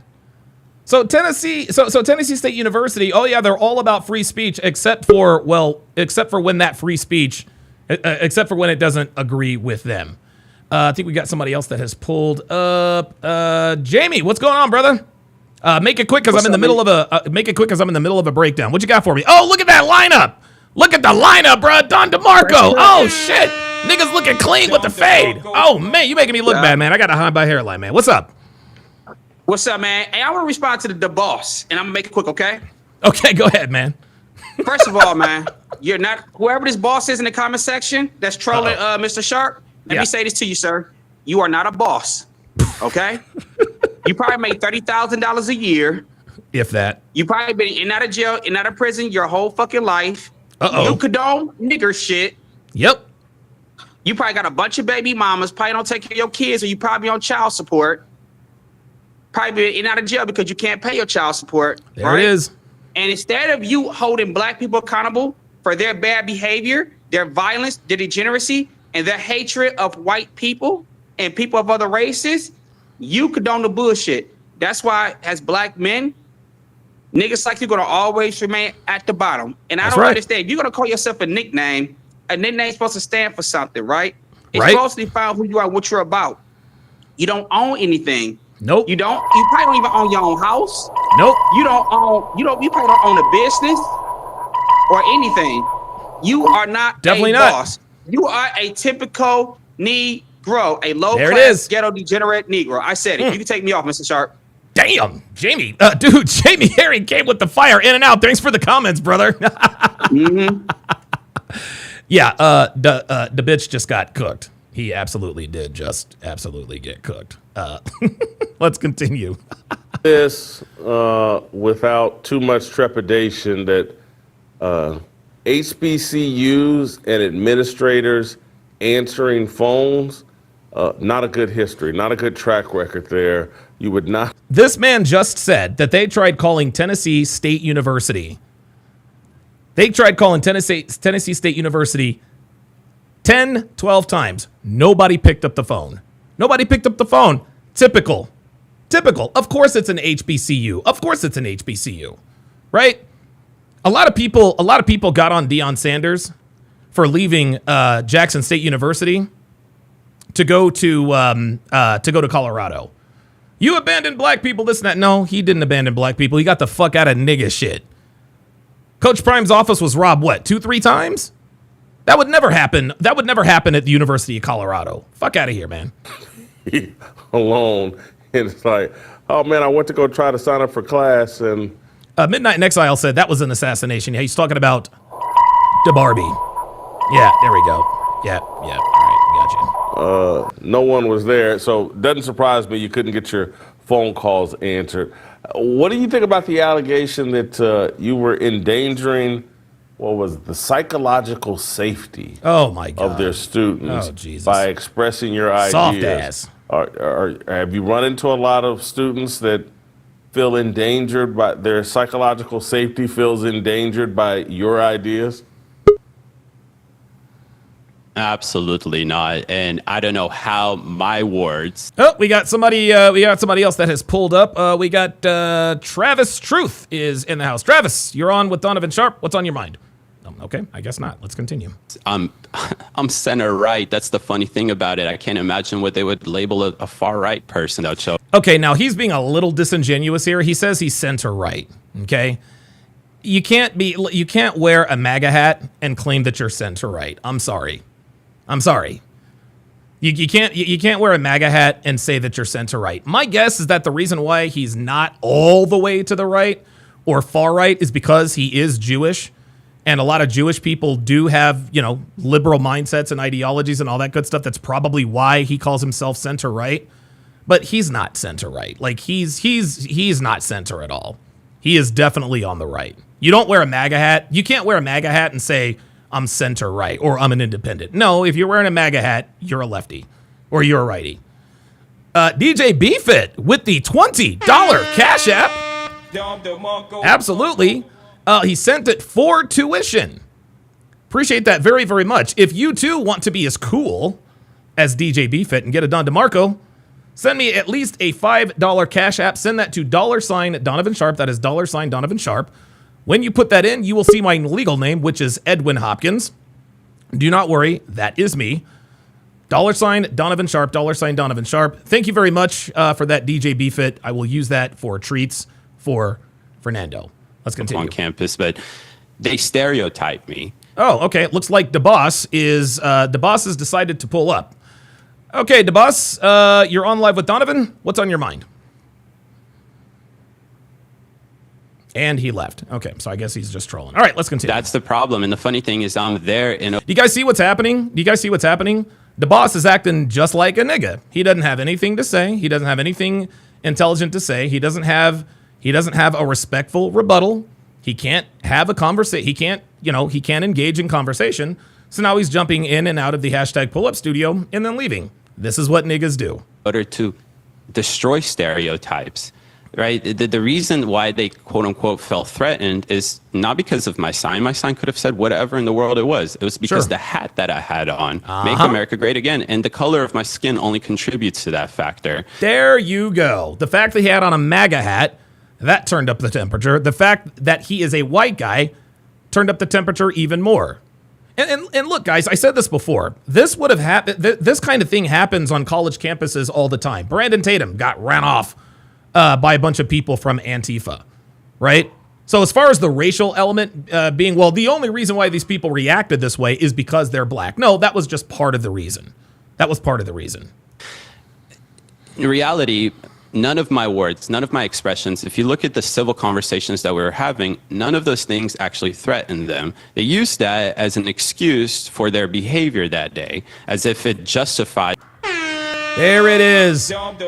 This man is saying what we've been saying for years. They use that to justify their behavior. And this is it. This is what's going on, guys. If you look at the civil conversations that we were having, none of those things actually threatened them. They used that as an excuse for their behavior that day. There you go. As if it justifies why they should incite a mob and incite violence against us simply because of who I am. Yes, sir! I just really don't get it, Jason. At the end of the day, it's war. Do you see how confused he is? He's like he just doesn't understand. He doesn't get it, Chester. He doesn't understand. He doesn't get it. He doesn't understand why people are just inherently violent like that. It just doesn't make any sense because this is not how civilized people act. What? Sounds like Devin's gonna have to separate the dogs. Somebody asked me how Fernando's doing. Fernando's doing very, very well. He's doing very, very, very, very well. Him and Chester, they fight like brothers, like in kind of a good way, but they get a little bit crazy at times.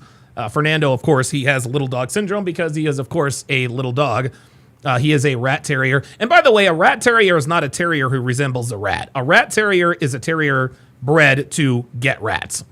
So he is a rat terrier. He's a rat terrier Chihuahua mix. I think we call him a terrier. A rat terrier. I don't know. Who knows? What time did you get there? How many discussions did you have that were civil, and how long did it take before it turned into what it did at the end?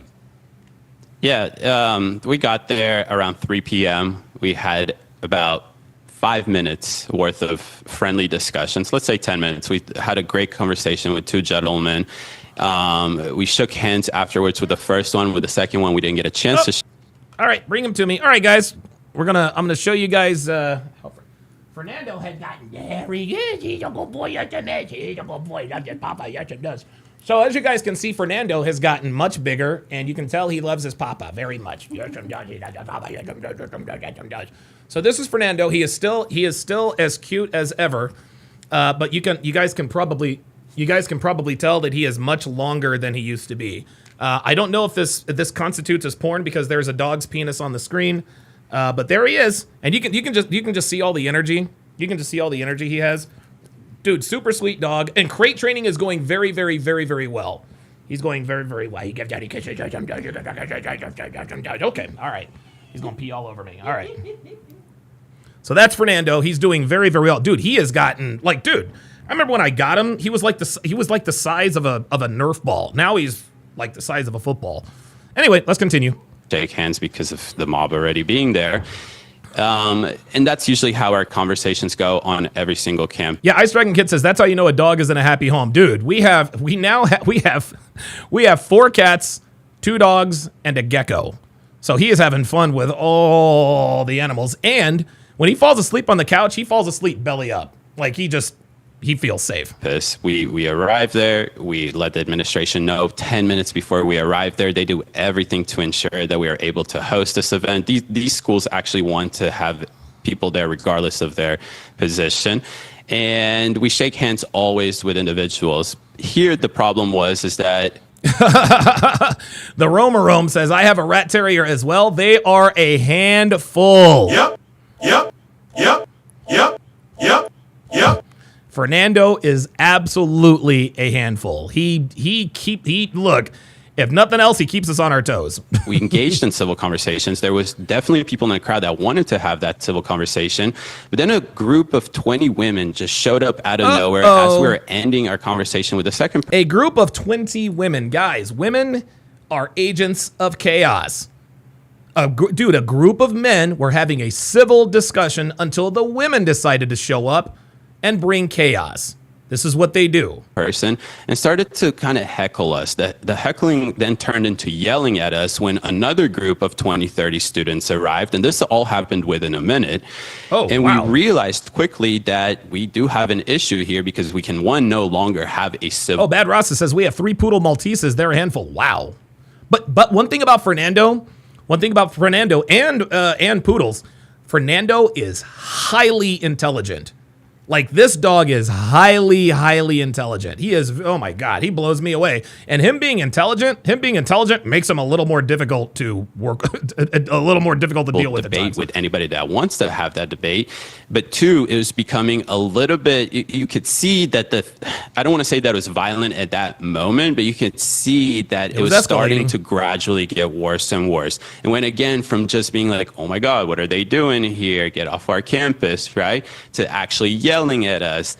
And oh, by the way, DeBoss, if you consider that a win, just understand this nigga right here is going to be waiting on you.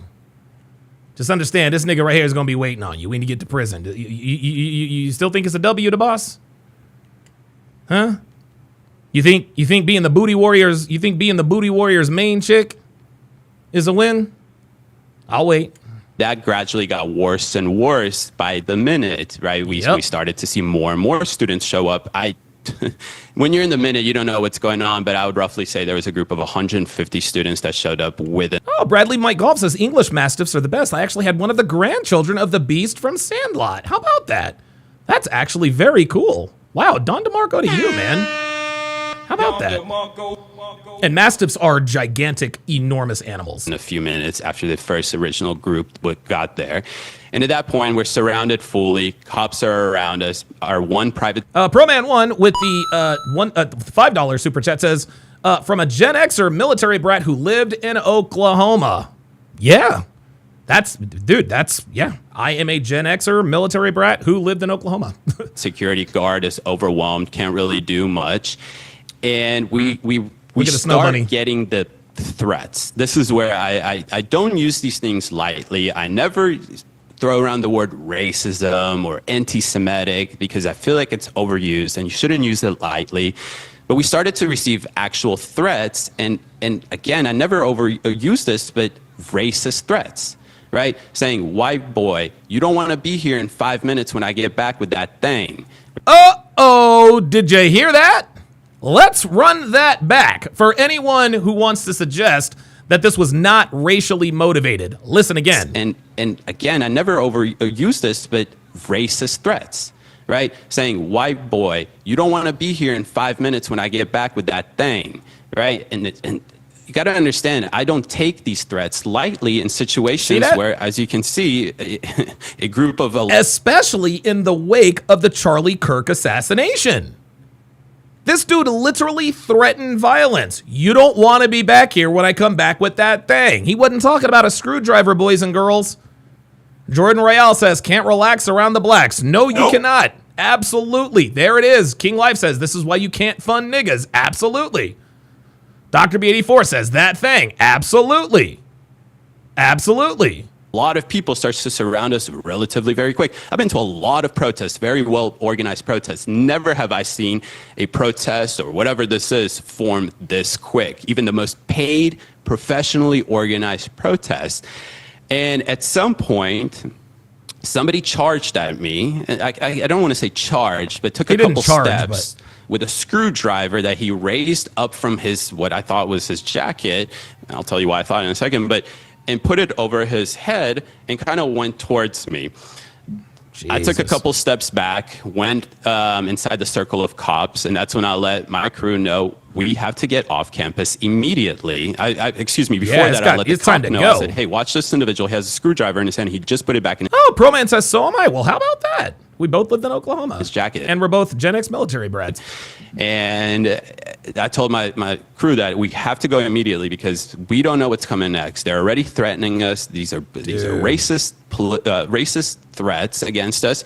And now they're also starting to pull out tools, and I don't want to be there whenever they pull another tool out. Woo! Hell no. The cops immediately, and I'm thankful for them, they got together, and within 15 Imagine that, being thankful for cops, being thankful to the cops that kept you protected. 15 seconds, they came back to me and they said, we have to escort you guys off the grounds immediately for your safety. Right. The cops told them, we are escorting you off campus for your safety, not for the quote unquote safety of our student body. And maybe to go back just a second ago, when the cops initially got there 10 minutes before that, they weren't there to kick us off. They asked us if we have a permit. We said, no, we don't have a permit, but this is a public university. I believe we're allowed to be here. King Life says, the boss is just another laced weed smoking crack baby. Oh, God damn. Oh, shit. Oh, my God. Oh, boy, that was... Damn. Damn, King Life. Shit. Yo, you just cooked that nigga. Goddamn. And then I asked them, it's on camera, you can hear it. Are we being kicked out? The cop said, no. Let me reach out to my supervisor and figure out where you guys should be, if this is the appropriate place. Let's figure out what's going on. So the cops weren't removing us off the grounds. The cops weren't, telling us that we're trespassing. That's another misconception that I see online. The cops were actively trying to figure out what can we do to host this event. And yeah, JetB44 welcome says college is crazy now. Dude, it's wild. Where are we properly allowed to be? But your pal is right. He says, I think race was a contributing factor, but I think it was mostly political. I'd like to know why these students were carrying tools, weapons around. Yeah, no, I agree with you. I think race was definitely a contributing factor, and I think the race of these dudes definitely increased the temperature. If it had been 4 black dudes, I think they would have gotten the same response, just not quite as violent. How quick things escalated within those 10 minutes, the cops realized that regardless of where they put us, the amount of protection that we're going to get, a mob was inside. Jet B44 said DeBoss had a point though. What point are you talking about, Jet B44? Inquiring minds want to know. Inciting violence against us. Look at to this. The point You of see? where now there's a tool in the crowd that can be Look at this. used to do. See this girl right here? She's telling them to slow down and box him anything in. against us. So the cops on themselves reached a conclusion that they have to escort us for our own safety. They took us to my car, which was parked about 7-minute walk away at the entrance of the school. And a group of 150 people, this is on my Instagram Live, so everybody can go see it. It's not edited whatsoever. Marched behind us, screaming the most disgusting things ever in the name of Black Power. That's what makes it worse. I don't want to repeat the comments that I was getting, but you can only imagine what I was getting. We finally arrived in my car. Before we arrived in my car, I told the cop that there's the blacker the berry, the sweeter the juice. No way that we can allow these people to get into the parking lot because I won't be able to get out. I don't want them to see my. Is everything okay?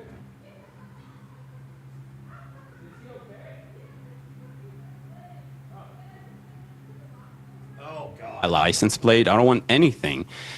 The cops were so overwhelmed. There's probably 10 cops, including our private security, 11 people there that are there to try and hold back 150 people, and they can't do that. And I just want to express that what pisses me off the most is that the statement from the school that this was professional and respectful manner. It's crazy. We got to my car, and obviously we were just swarmed around. They were banging on my car. They were keying my car. They were damaging my car. Look at this. I don't even know how much thousands of dollars worth of damage there is on my car, throwing things at my car, banging on my car, trying to break our windows. We finally managed. This is nigga shit. This is nigga behavior, y'all. Okay? This is barbaric, animalistic, non-civilized behavior. To pull out of my parking spot. We make it to the 1-lane road to get out of the actual parking area there. And what do? The person in front of me stops. The person. Yeah, James says carrying around tools shows premeditation. Absolutely. Absolutely. The other lane stops right next to them and blocks us in. You can hear. Yeah, what do you have a screw? Like, why are you walking around with a screwdriver? Hear it on our Instagram Live and a couple videos we made afterwards. They wanted us off campus. They chased us off campus, and now they're blocking us to stay on campus grounds. Why, Jason? The reason why is because they wanted to assault you. We know why.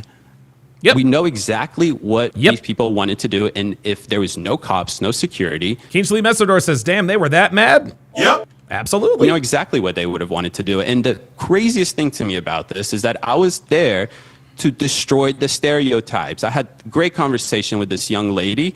She told me, she said, hey, we are DEI, so you want to just ban us? And I said, no. I'm DEI. I should be allowed on this campus. And she said, no, you're racist. And I said, why am I racist? And she said, because of the MAGA hat that you have on. And I said, aren't you stereotyping me exactly how some people stereotype your community? Is that? Oh! Don't stereotype us, niggas say. We're not all the same. Just because we're black doesn't mean we're niggas. Okay. But just because somebody is wearing a MAGA hat does not mean that they're racist.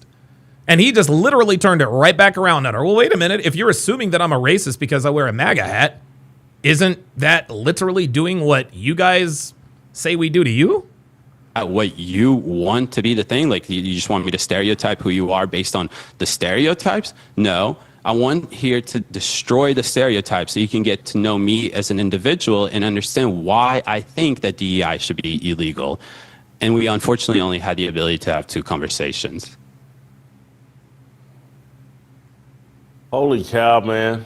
Jesus. So it starts at 3 o'clock, and by 3:10, 3:15, it's descended into chaos, it sounds like. And what time do you think you guys left campus? What time were you finally driving off in safety?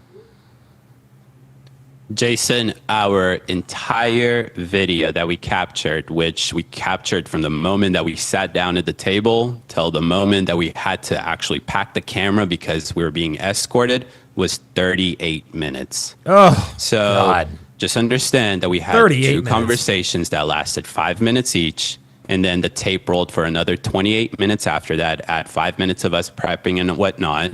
We were on college campus grounds for probably 40 Jet B44, I'm still wanting to know what point DeBoss had. minutes before we ended up having to pretty much have full security escort us off there into safety. And again, for our safety, I just want to stress this enough that we verbally asked, are we being kicked off? And the officer said, no, we're just not sure where you're supposed to be. And if you're even supposed to be here, let us, investigate. Right. Or they basically said, let me call my supervisor, and then gave us a phone number to reach the administration, which again goes straight to voicemail. So that's why. Wolf Mode 00 says, I don't feel bad. They went to Jurassic Park voluntarily and want to act all surprised. There, listen, there's some truth to that. There's some truth. And listen, I don't feel bad for these guys. Listen, man, they got out of there unscathed. Okay, like I'm sure his car's got a few new dents, but that's nothing. There's nothing that. There's really nothing that. That's not anything that insurance can't handle. So. Yeah, DeBoss confirms nigga shit says he went to the wrong campus, plain and simple. Should have gone to another one. And why do you say he went to the wrong campus? DeBoss, why do you say he went to the wrong campus? He went to the wrong campus because he went to an HBCU. And number one. Number two, why are you characterizing him going to the wrong campus? Why would you characterize Tennessee State University as the wrong campus? I'd like to know. I'd also like you to pull up.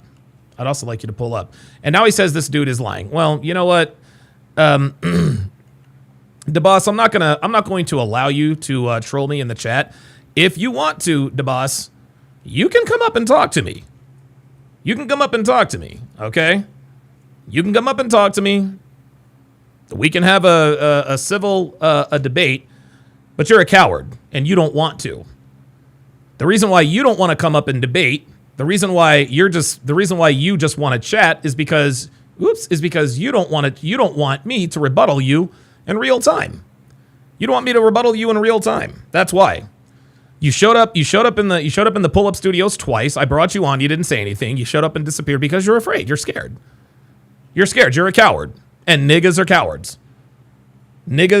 cowards. Black people, we are not cowards. We are not afraid to talk to people. We're not afraid to have debates. Niggas are cowards. They're afraid to have debates. And the reason why you don't want to come up here, DeBoss, is because you know you're wrong. Plain and simple. Do you plan on continuing? Obviously, I think you will. Will you visit more HBCUs? I don't think that there's the ability for us to actually visit any of these HBCUs for the simple fact that there's massive messages already going around to everybody, to all the HBCUs, saying do not allow these. They're calling us crackers, and in the middle they're putting KKK. Unbelievable. So now HBCUs are sending messages to other HBCUs. Don't let these crackers on campus. Oh, and you tell me who's the racist. If regular college campuses, non-HBCUs, were sending messages to each other, hey, don't let these niggas on campus, what do you think would happen? It'd be national fucking news. It'd be national news. This is why I tell you guys. Black people in this country are the most racist people on the planet. Black people are so much more racist towards white people because they're allowed to be. Midnight in Exile says, yank all their federal funding and deny them the FAFSA. I remember the FAFSA form. Again, the problem that I have with that is that if you're a private institution, do whatever you want to. You want to be actual fascist where you suppress the freedom of speech? Be my friend. Do whatever you want to do. But public institutions that are HBCUs, which there's a few of, that take $90 million, like in Tennessee State University, from the federal government, should not be able to suppress my ability to come on their college campuses just because of the position I hold. They're framing us. Dr. B84 says, let's be real. For black women, crackers are white dudes who aren't liberal/woke. Absolutely. Absolutely. Jordan Royale says, I thought reverse racism doesn't exist. No, reverse racism doesn't exist. It's just racism. But yes, you're right. As Nazis again, as enemies of state, as domestic terrorists, the same thing that they've done for years that radicalizes people to go and shoot an individual on a college campus for the simple fact that they've been radicalized to believe that these are Nazis, enemies of states, domestic terrorists. So we're not going to back down. We're not going to let terrorists terrorize us into forfeiting the fundamental principles of this country, which is the freedom of speech and expression. They don't like that. They can expose themselves as they did yesterday, and they can double down and tell us that this was professional, respectful manner. Damn! Holy moly. This is why I said that Tennessee State University, like most HBCUs, is a matriarchy. And what do matriarchies do? They justify the bad behavior of their community. That's what they do. That behavior was absolutely deplorable. That was crazy. That was crazy. They should not have reacted that way at all. David, I think you've answered all my questions. I hope you got some hot chicken while you were here. Nashville's got great hot chicken. Oh my God. Whitlock is stupid. But guess what? This dude, David, remember Whitlock, this dude is from the A, right? This dude was born and raised in Atlanta. This dude is from the A. You know he got the hot chicken. You already know. You already know what it is. If you got the hot chicken, Whitlock. Don't worry about that, bro. Don't worry about that. Contact me and us. I, there's some people on my team that, want to sue you guys for, I'm joking here. But, you guys are calling yourself Fearless Tours. That was part of the other reason that James says, you ain't lying, Donovan. Down here in Florida, blacks walk around as if it were reverse 1950. I'm trying to tell you. Casual Germ says, I got chicken wings in the fridge, bruh. Oh, my God. You know what? I haven't had chicken wings in a while, and I'm on this gluten-free kick. Hang on a second. Are wings from Wingstop gluten-free? No! Oh, they're not. Oh, it's the breading. Oh, without the breading. Okay. Great. It's just like, hey, man, these guys, my show is called Fearless, and these guys certainly are fearless. I think it was, you've made it crystal clear it wasn't your intention to, but I think you exposed really dangerous form of normalized and promoted racism that needs to be rooted out of this country. That it can't be, there's some white guys that like Trump and disagree with me, and therefore we get to abuse and mistreat them and pretend like they're beyond the pale. That is racism, and it needs to be called out. I think your video and what you guys did have brought it to the surface, and so now we can deal with it and talk about it rather than pretend and deny that it's... Jadawa says, the chat is talking about chicken, and now Donovan is searching for chicken. Yeah, that's kind of what I do. I've got ADHD like that, man. I've got like food ADHD. The first time somebody mentions food, I'm like, uh-oh, now I want it. Out there, David. By the way, tacos. Devin found a taco mix for the hamburger, for the ground beef that's gluten free, so I can have tacos. Great job. I hope we stay in touch. I want to hear more about what you guys are doing, and we'd love to, have you back on the show, and Cam as well. Thank you so much. That was David. Okay. All right. Listen, Don DeMarco. Wait, David. Kate. Oh, David Cate. Don DeMarco to David Cate, man. I think he represented himself. I think he represented himself. Oh, breaking news. Fernando has jumped. He now is able to jump onto the couch. Devin tells me he needs a running start, but he can do it. I'm gonna tell you what, man. Fernando is athletic.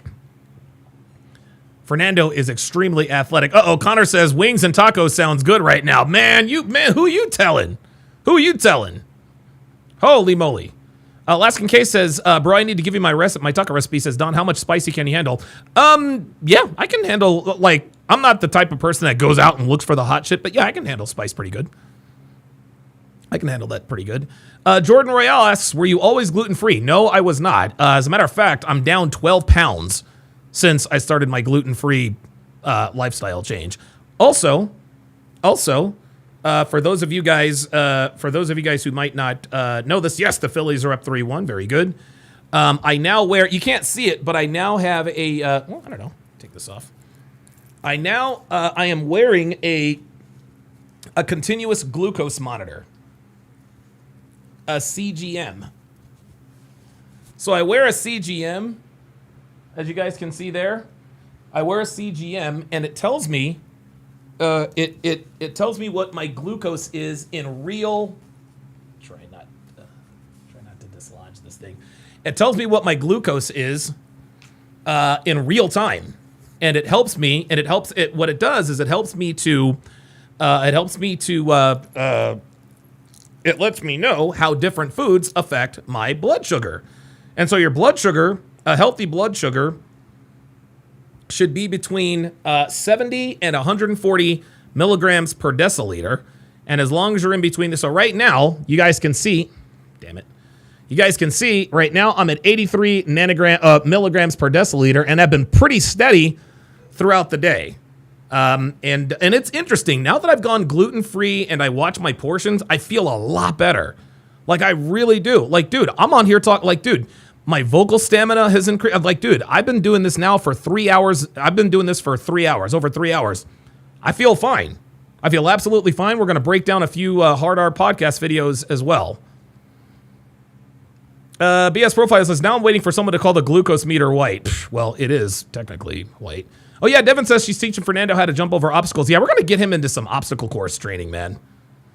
We're going to get him some obstacle course training. Oh, DJ Beefit says, Don, I had a fire-ass shredded brisket baked potato at this place in Arizona called Caldwell County. Oh, my God. Oh, my goodness. Holy moly. Rogue Nation says it watches your blood sugar. If it goes too high at 200, it'll start beeping. Yes. Yes. Bad Rasta says, Don might be in ketosis. I don't think so. My glycogen stores are pretty solid. Yannick L'Italian says CGM and the gluten-free lifestyle. Absolutely. Dude, I'm down 12 pounds. I started at like 252. I'm already at like 239, y'all. It's incredible. It's incredible. Sean Moore says, just got back from the gym and Don's still going. Nice. Absolutely. Absolutely. I want to play this video for you guys. Because this right here demonstrates what niggas are really all about. This demonstrates what niggas are really all about. This woman is openly calling for the death of Myron Gaines. Let's watch and see. TikTok that we wish that was Myron instead first. Like, don't wish death on nobody, but Myron gotta go. Myron, he got to go. See that? Ratio that. Can we all admit TikTok that we wish that was Myron instead first? Like, don't wish death on nobody, but Myron gotta go. Myron, he got to go.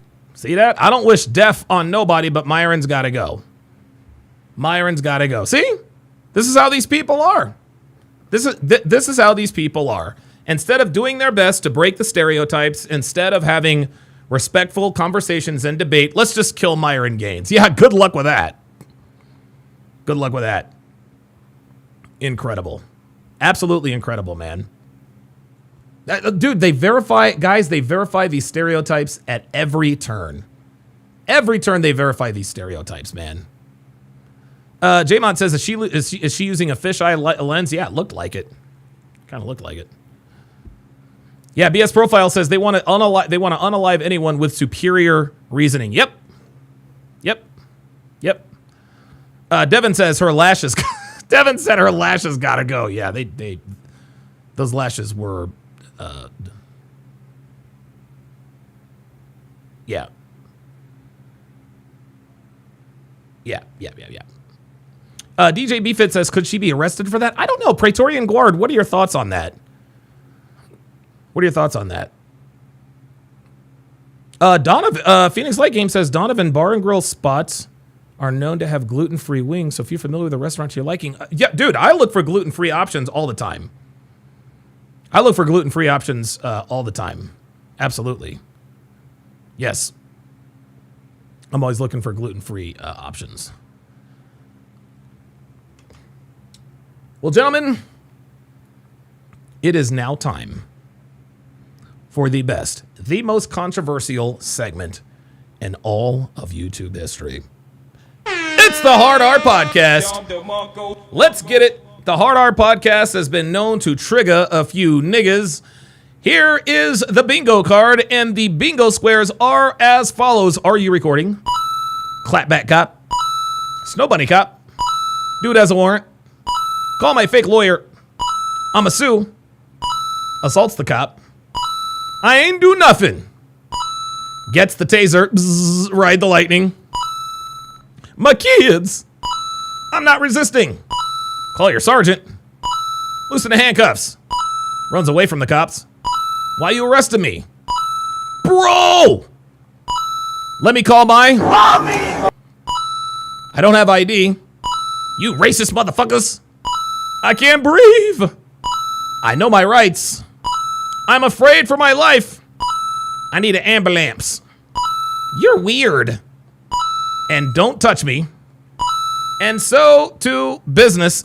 First off, shout out to Phoenix Light Games, the de facto producer of the Hard R Podcast. Most of these videos come from PLG.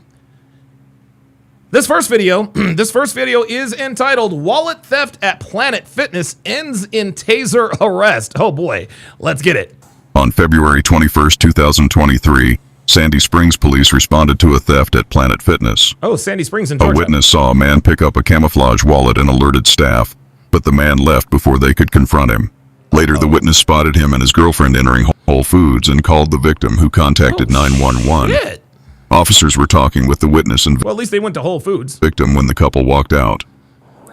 And he said no, but he picked it up. And I thought I was going to give it to the membership folks. Oh, yeah. PLG, yes. Start sending me some of those sovereign citizen videos. I'm going to make up that bingo card as well. And I was like, did he just take that long? Up and already, we already have a bingo card. We got a Snow Bunny cop. Hard R bingo is underway. We got a Snow Bunny cop. Here we go. This is her right here. Snow Bunny cop. Very good. Took it. And so then they were leaving. I got my calls like, there was no way I just took the wallet. So I went back and I said, hey, did somebody report a camouflage wallet? That's the one there. I said, did somebody report a camouflage wallet? And they said, yeah. Hey, you stop. Hey. Come here. Oh, shit. Here we go. Yes. Okay. You all clean fitness? Yes. Took a wallet from the No, I put it on the counter after. You didn't put it on the counter. Oh, this nigga's lying. Man, you already know. Man, this Travis Hunter looking ass. Come on, man. We know you didn't. Man, we know you took it. If you weren't charged with it, because if he has it, then I don't. Not anymore, he doesn't. I swear I don't. Okay, so he says he swears he doesn't. You guys know what happens anytime somebody swears on something, right? I got my own wallet. Exactly. Because the dude tapped me on my shoulder like, hey, is that yours? I said, no. Look, he doesn't have the wallet I'm anymore. asked to search you, and I'm asked to search you in the backpack. Oh, shit. Bring your stuff out on the road, though.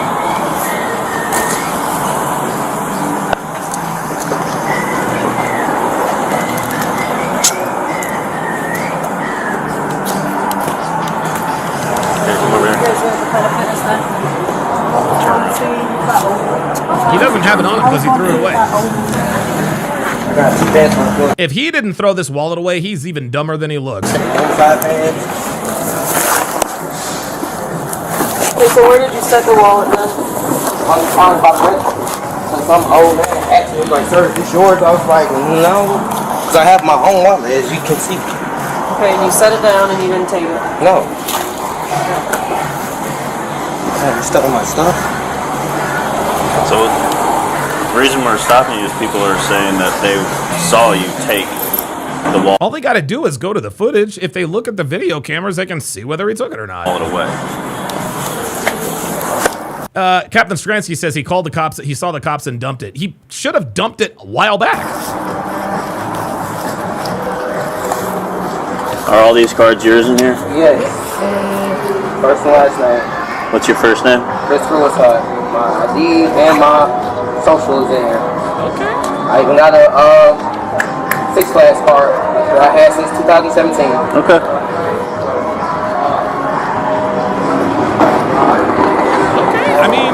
I mean, if they can't find the wallet on him, I think they don't really have anything. They need to go and review that footage.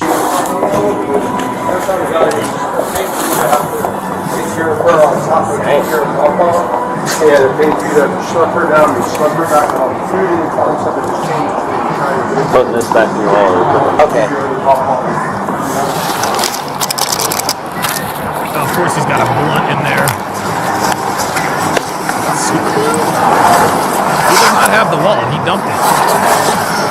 They should check that trash can.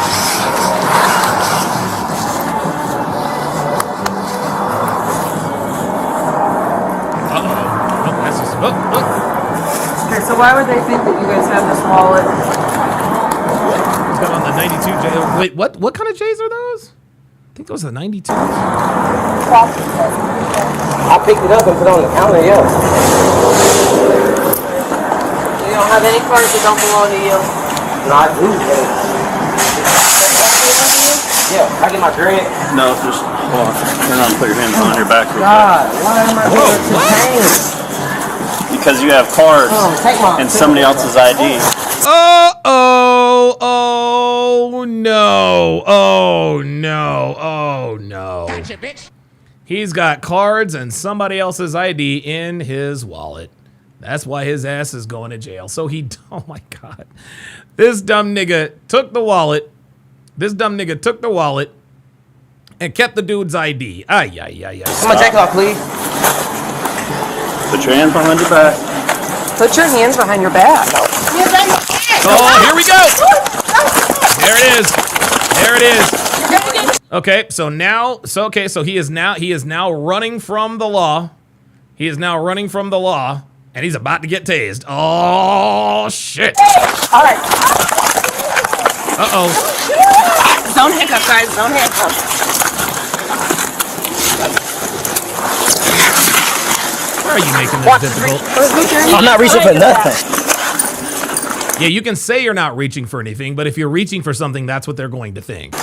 This is so funny. Niggas think, dude, this is why we say that the nigga community is a matriarch. Because women think that just because they say something, it automatically makes it true. I'm not reaching for nothing. We don't know that.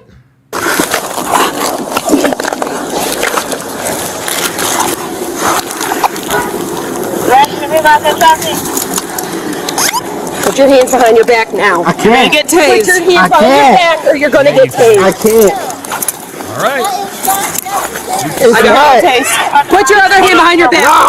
Oh, here we go. There it is. Put your hand behind your back. How many units? Taser deployed. He's telling him no. Put your hand behind your back. You're gonna get tased. You're gonna get tased. Gonna get it again. Oh shit! I can't move. How the fuck am I move? Put your other hand behind your back now. Put it behind your back.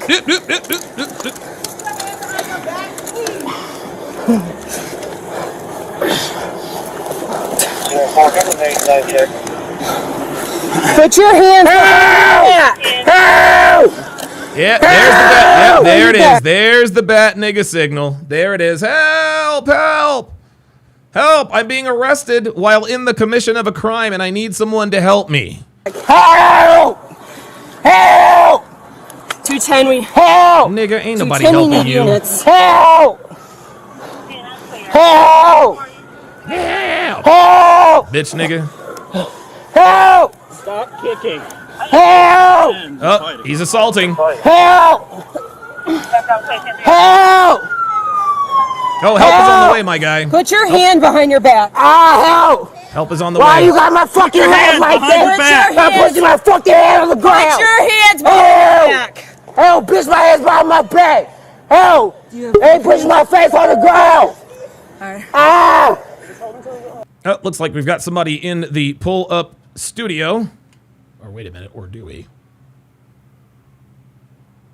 Whoever's in there, I can't. Whoever's in there, I can't see you. DaBaby, is that you again, or DeBoss? Whoever that is, jump out and then jump back in. Help! Help! Help! Help! Help! Help! Help! Help! Let go. Help! Praetorian Guard says that's called drive stunning. Yep. Help! Help! Bro, ain't nobody gonna help you, man. He just touched my ankle! He touched my ankle! He touched my ankle! What the Help! No! DeBoss babe. Help! Help! Help! Cricket. Fix it later. DeBoss, consider yourself lucky. Scared? Yes. I touched my ankle. Get up! Stop! That's because you're not putting your hands behind your back. Stop kicking me! It's so hard. Help! Help! His ass in trouble now. We need a car. We need a car. He does sound like Dave Chappelle, doesn't he, Type D? Help! I can't get to my keys because I haven't pulled on this hand. Where are your keys?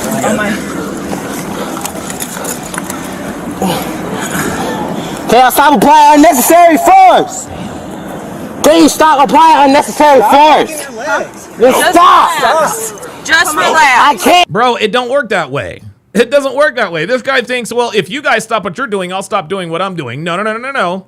You're going to stop doing what you're doing. He on my fucking leg. He's injured. You have to I stop have an kicking. injured leg. You have to Yeah, you stop do now. kicking. I can't. He's on my injured leg. Stop kicking. And I you'll was stop. not kicking. Yes, you were. Because you're on my injured leg once again. Keep going. Yeah, you ran, my nigga. What happened? Like, what's up? Help! Bro, nobody's Can't helping get you. off my injured leg. He's injured. Jesus Christ, it hurts. Hey, listen. Yep. It hurts. Not Help! supposed to feel We're going to good. stand up and you're going to sit in the car. Can you do that? Yes. Okay. Lift up from your knees. I can't. Oh, my leg hurts. Oh my Get on your god. knees. This dude. Stand up. We're not doing this. Walk. Ah, why you pulling my arms apart? Walk. It hurts. Because you need to walk. Unnecessary force. Put your feet How am I on. Sorry, hold on. I think somebody just pulled up. Oh, there he is. All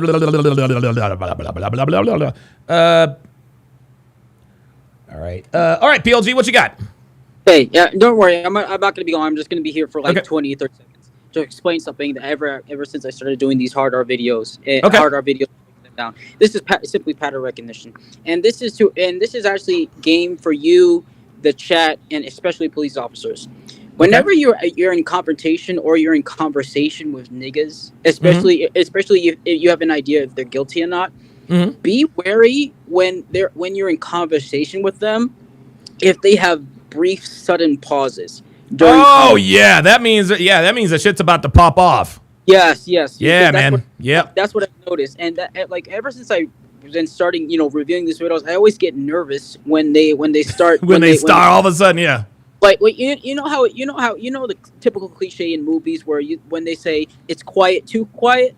Yep, that's right. Yeah, They're like, it's quiet, and then somebody says too quiet, and then the alien jumps out from the Yeah, so when shit's about to pop off, it usually when they're usually suddenly quiet.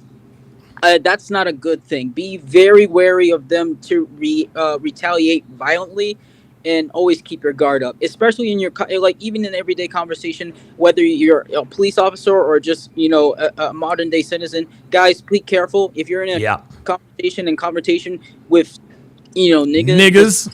If there's if all of a sudden there's a brief pause, I've noticed this like 9 out of 10 times they will react violently. So just be wary of that. I just wanted to give that my 2 cents. I just wanted to give game to everybody in the chat. So okay, very good. I appreciate that. That's actually very good game because again, just like it's just like PLG said, man. And guys, not only do we see this in the police videos, we see this on the restaurant videos too. We see this in the restaurant videos too. Something else I actually forgot to mention. The way those kids at the HBCU reacted at Tennessee State University. Do you know who those people? You know who those children are? You know those videos that we see of the single mother, the single black mother with the child on her hip or holding the kid or holding the kid's hand, causing a ruckus at McDonald's because they're missing a McNugget or they feel like they were treated poorly. Or wrecking shit, taking down cash registers. These are those children.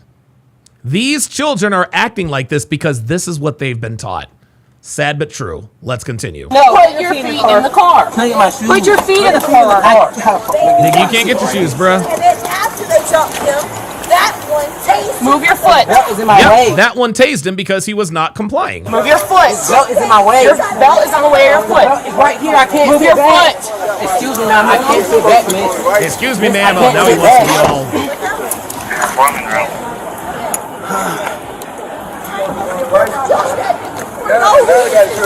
Y'all checked him and he didn't have anything. He did have something, sweetheart. No. See, now there she goes spreading lies. No, he had somebody else's identification and somebody else's cards in there. They checked him, and he in his possession had somebody else's identification and their cards. He ditched the wallet. Not saying thing was wrong, man. Just go do the right street, man. I know that. Bitches always we be have the lying. victim right there, and we have his ID on him. Oh, there he goes. Now Hey, he's chipping out.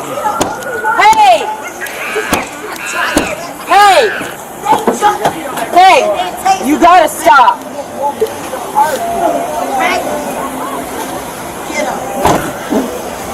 Back says PLG, the nigga whisperer. I'm coming out with no email. I'm coming to the police. I'm coming to the police while I'm at that report. Listen to the bitch.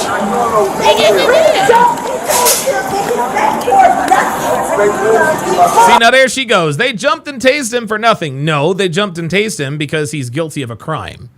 He stole another man's wallet with his identification in it and then attempted to run. That's why they tased him.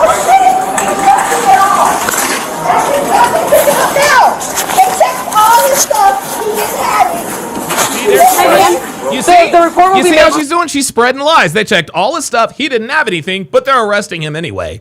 That's illegal. You can't arrest someone for no reason. Public, if you want a copy of it, okay? What's gonna be the number? We'll get that to you, all right? Can I get your badge number? 376. What? 376, bitch. That bitch said 376, and now she's like 276.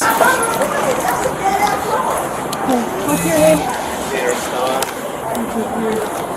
What's yours? Yep, he had it. Yep, Peter. he had it. There it is. Peter. Yep. Is this your card? Yes. Look at this. Unbelievable. Unbelievable. Peter. Yeah. Had all his shit. They checked it. They checked him. He didn't have nothing. You lying bitch. Yep, that's him. Peter. Yeah. Yep. I'm gonna have him lift traffic. Okay. Big Set says, "What you need her badge number for?" Just to make them think that they're going to report them. What's your badge number? And they never, dude. They never write that shit down. What's your badge number? What's your badge number? Translation: I'm going to make you think that I'm going to report you. That gives me some type of power.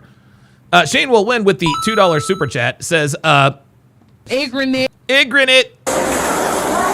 What's your badge number? Shut the fuck up, bitch. That's my badge number. What's my badge number? 187. I was gonna go back like he had his whole shit on.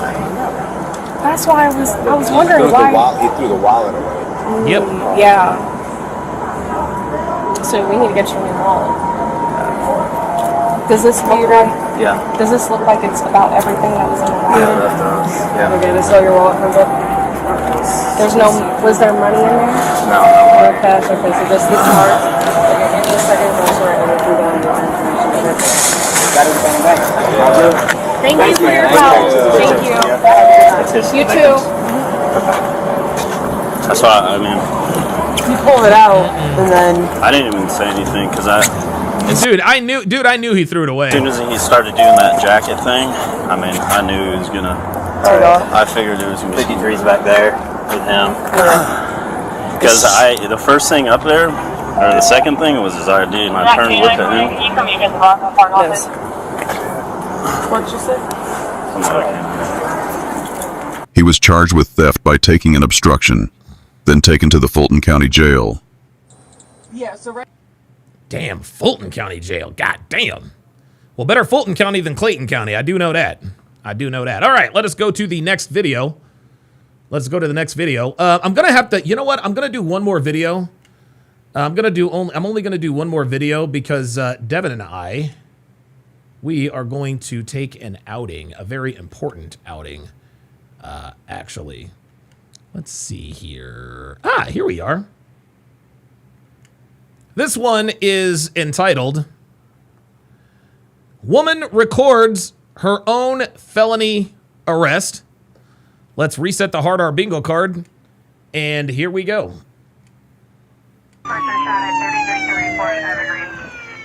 Officers received a call in reference to a disturbance. According to the report, the suspect, later identified as a 38-year-old named Kentura, threw a cup of urine at a moving vehicle before exposing her sexual Oh my God, her name was Keturah and she threw a cup of pee. Oh my God. organs. Kentura left the scene before officers arrived, but her vehicle was spotted shortly after. Uh-oh, they got her now. Knock it off. What did you put me for? Uh-oh. What happened this morning? What do you mean what happened this morning? Why did you in put me? front of your house. I'm In doing front of your house. Knock it off. I'm doing the Stop speed arguing with you me. know what? Let me call another deputy out. Oh, there it is. Let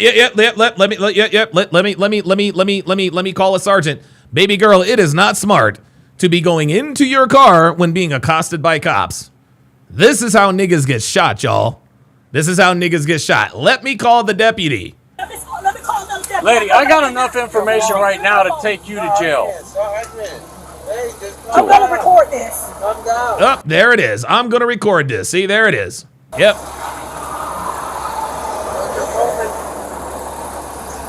Now she's stalling. Now listen. No. What happened this morning? I can just go ahead and take you. See, there it is. You see? Guys, this is what niggas do. They don't want to hear it. When niggas know they're wrong, this is the way they act. Right? DeBrat, whatever the fuck his name is, he knows he's wrong. That's why he never pulled up. He doesn't want to have the conversation. This woman knows she's going the fuck to jail. So when the cop is trying to explain it to her, she don't want to hear it. Because she knows she's going the fuck to jail. This is what niggas do, y'all. I want to get your side of the story. That's the whole reason why I stopped. See, there it is. I want to get your side of the story. If she really is innocent of whatever it is they're accusing her of, she would give her side of the story. But she knows she's not, and that's why she's acting like this. I am reporting this deputy. Jeez, I really don't care that you're recording. You need to talk to me about what happened this morning, or I'm going to take you to jail. What do you mean what happened this morning? This morning, you got into it with somebody out in front of your house. I didn't get into it with nobody at my house. Yes, you did. You come out of your Stop house. the cap. Your name. I just picked my husband up. I was done. I just came. What is your name? Look, I just got a coffee. You're I Mrs. just got a Gutierrez. coffee. I just got a coffee, sir. You're Mrs. Gutierrez. I just went and got a coffee. Are you Mrs. Gutierrez? I just left. There it is. Yep, there it is. See, she don't. Yeah. See that? See that? She don't want to say nothing because she is Mrs. Gutierrez, I would imagine. So there we go. You're really pissing me off, lady. Come here. Oh, now she's gonna run? Oh, now she's running. Okay, well, I think that counts as running from the cops too. Let's go. Step up 94. What does that mean, PG? Step on 94? Look at her. She's literally trying to run. Where is she going? Where is she going? Oh, there she goes.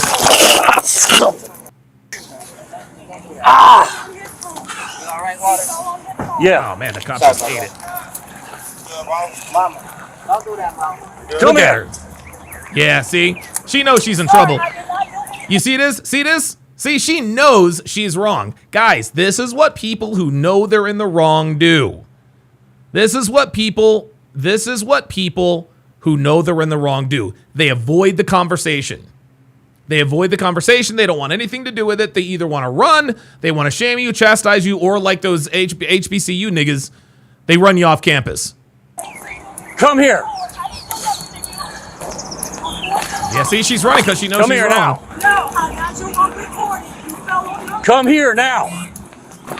Look at this. This is unbelievable. She knows she's wrong. Loud as fuck. Look at her. Oh, you are harassing me. You fell on your own.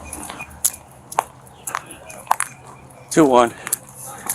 Have the LMC deputy step out. Look at her. She's all the way across the street. She knows she's wrong. She knows she's wrong, and now she's running from the Unit cops. going on scene. Secure my car. Grab her. Did she go into a building? Oh, God, this is gonna be crazy.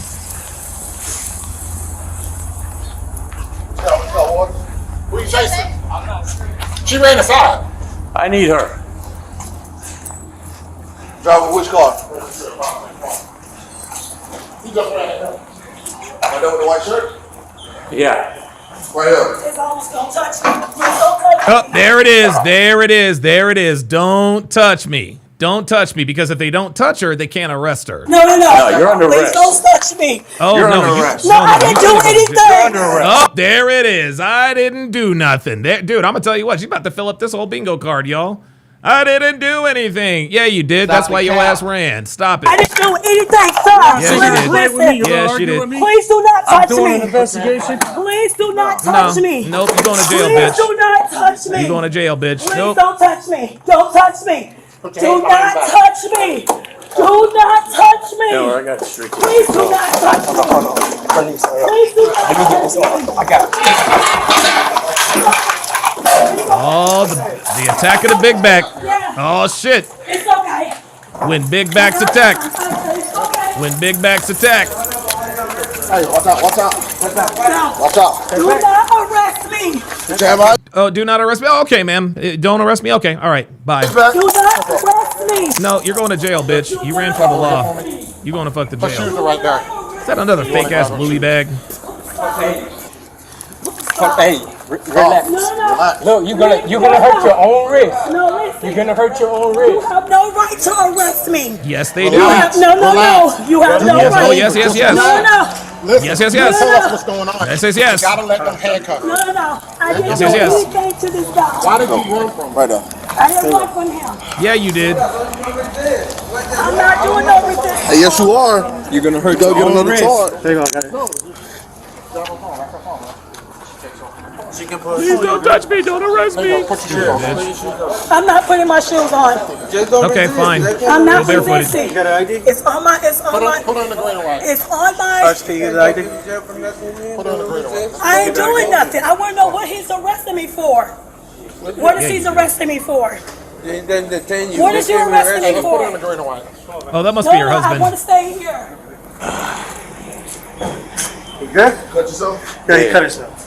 I didn't do that. Attack. No, She didn't do it The big back. to me. here.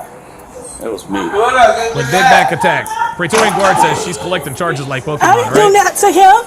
No, I'm not sitting in here. Yes, you are. I'm not. Why are you doing this to me? Now, get your big ass in the car. Oh no, you didn't Sit your do this big, to me. sit your big ass Oh in the no, car. you Go didn't do on. this to me. Turn around. Go on. No, you didn't do this Go to on. me. You gotta turn around. Did you? Go on. Get your big ass. Go ahead and get your big ass on in there. Did Go you on. cut me like this? Did you really do this to me? No. Did you really do this to me? No. Ain't nobody done nothing to you. I know, man. It's okay. It's okay, baby. You're fine. You're fine. No, you are not going to be fine. You're fine.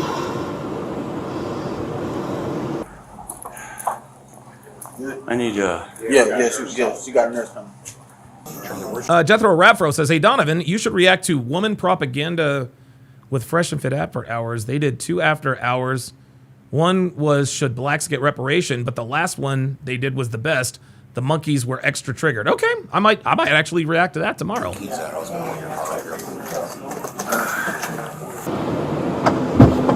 How you doing? This is the hospital staff. They want to make sure you're okay. No, I'm not okay. Of course you're not okay. Yes, I am hurt. Do you need to see a doctor? No, I don't need to see the doctor. Okay, so if you're hurt and you don't need to see the doctor, then why did you say you were hurt? Okay. Well, that's what we want to make sure that you don't need medical attention.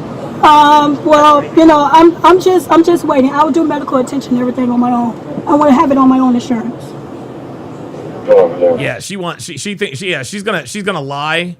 She thinks that if she goes to the hospital on her own medical insurance, she thinks that whatever story she tells the hospital, they're going to believe. Yeah. You can have it on your own insurance here too. I'll do everything on my own. Yep. Okay, we just wanted to make sure. Yeah. Okay. It's wrongful why I'm here, but you know. Okay, here we go. I'll do everything on my own. I'll pay for everything on my own. Yeah, I'm sure with my you own will. insurance. Yeah. No problem. It's all recorded. It sure is. It sure is. Recorded. Y'all, everybody know what took place. You know, I mean, it didn't even have to go here. But I would just certainly stop for no reason. I was just making a turn. Now there she goes. I mean, a right turn, and this deputy, he just basically came to my house. I was gone. I was out at McDonald's, came back for coffee. Also, Papa, can you please call the tire company and tell them that right now I'm in handcuffs and waiting to be, you know, notified. Taken to jail? I was arrested. But anywho, and I just, you know, made the right turn. The deputy just basically stated why, you know, you did what you did at your home. First of all, you know, dude. I know, but it's on record. It's on camera. I'm glad I made it here. It's on camera. All right, cool. Thank you so Close much. the door. Take this bitch to jail. Like, try to turn your whole body that way a little bit so we can see your arms. No, I'm just gonna put them over the top. I'm finna switch the cuffs out. Alright? Keep your hands together. Oh, they had to switch the cuffs out for the big This is too tight. This the left hand. Oh, there it is. All right, this is too tight. She's gonna try and weasel her way out the I handcuffs. have a lot of spasm in this left one. This one is too tight. It's on the left side. It's too tight. My fingers are in here. Two fingers are in here. It's too tight. The other cuff was No, it ain't too tight. This is crazy. straight enough. I swear to God, these niggas always do the same thing. Christopher Williams says, did she say basically? Yes, she did. You're taking off. I'm you know, telling no. you. Sir, you need to put the other cuff on. These are too small. Stop talking to this woman. Look, two fingers go inside. This is too small. Emotional Please don't scratch me. Turn. Ain't nobody scratching you, bitch. What's wrong with you? So something. What the French toast? You put your fingers in there, right? No. It hurts. It burns. Yeah, they're not made for comfort. Yeah. Two fingers here. They're not made for comfort, and we got a clap back cop. Here we go, baby. Two fingers here. I thought I saw a little I'm live. Please don't touch in the that. car. Yeah, me too. While she was in the car, she said that when she was placed under arrest, it felt like her arm was broken, and that she's having spasm in her hand. Okay. So now when we get here, she said she's refusing to get out of the vehicle. Oh, there it is. So she did want the ambulance. So what she's trying to do now is she's actually doing like the other lady did. I need medical attention. Never mind, I don't. I need medical attention. Never mind, I don't. All right. Okay, how you doing, ma'am? I'm Deputy Newman. Just like you said, You're complaining of injury, you're complaining of discomfort. We want to make sure we take care of that discomfort for you, okay? We're not the enemies here. We're just trying to affect the situation and win bad. I just want you guys to go ahead and just book me. I've been sitting here for a couple of hours. We're trying. And we already been to the police department. I agree. And now I'm back here. See, and again, here goes the filibustering. She didn't want to talk. She didn't want to hear nothing. Where it all began. Okay, can I explain to you why we're back here then? Will you allow me? Yes. All right, so we were absolutely very prepared to take you in and book you and have all that going down. The officer just had to write the information, get all the information from you. It's a process, okay? In that process, and as we're getting ready to actually take you over there, you complained of a possible broken arm and discomfort. I complained of that at the very beginning when you guys arrested me. So that being said, now we have no choice because of that complaint of that was already said. And that's the thing is now. See, that's the thing. Oh, I need to go to the hospital. Da, da, da, da, da. Now you got to go, baby girl. To bring you. Well, I wasn't there for that. It was already said when you guys arrested me. I already felt discomfort into the spasm of my left and right wrist. Okay, well then we're gonna bring. Oh, now it's the left and the right wrist. Spasm in my back because I'm sitting here for numbers of hours. If you were arresting, she is just going to continue to talk. She's not trying to listen to nobody. Just pull her ass out the car and strap her to a ventilator or something. No, you're supposed to be able to tell that person within an hour or so, not even an hour, what they are being arrested for. If you arrest me, you should be able to tell me what I'm arrested for. But I'm sitting here for like an hour. Okay, I understand. I understand that. So here's the thing. Instead of us conversing back and forth with would've, could've, and should've stuff, right? Let me help you, and if you could help me help you, let's go in there and let these doctors get you comfortable. I just want you guys to go ahead and I mean, you being able to spin your. Here's what's going to happen when they take her to the police station. She's going to say, "I need medical attention." That's what she's doing. That's what she's doing. Dude, this is exactly what they do. I need medical attention. Then when they get to the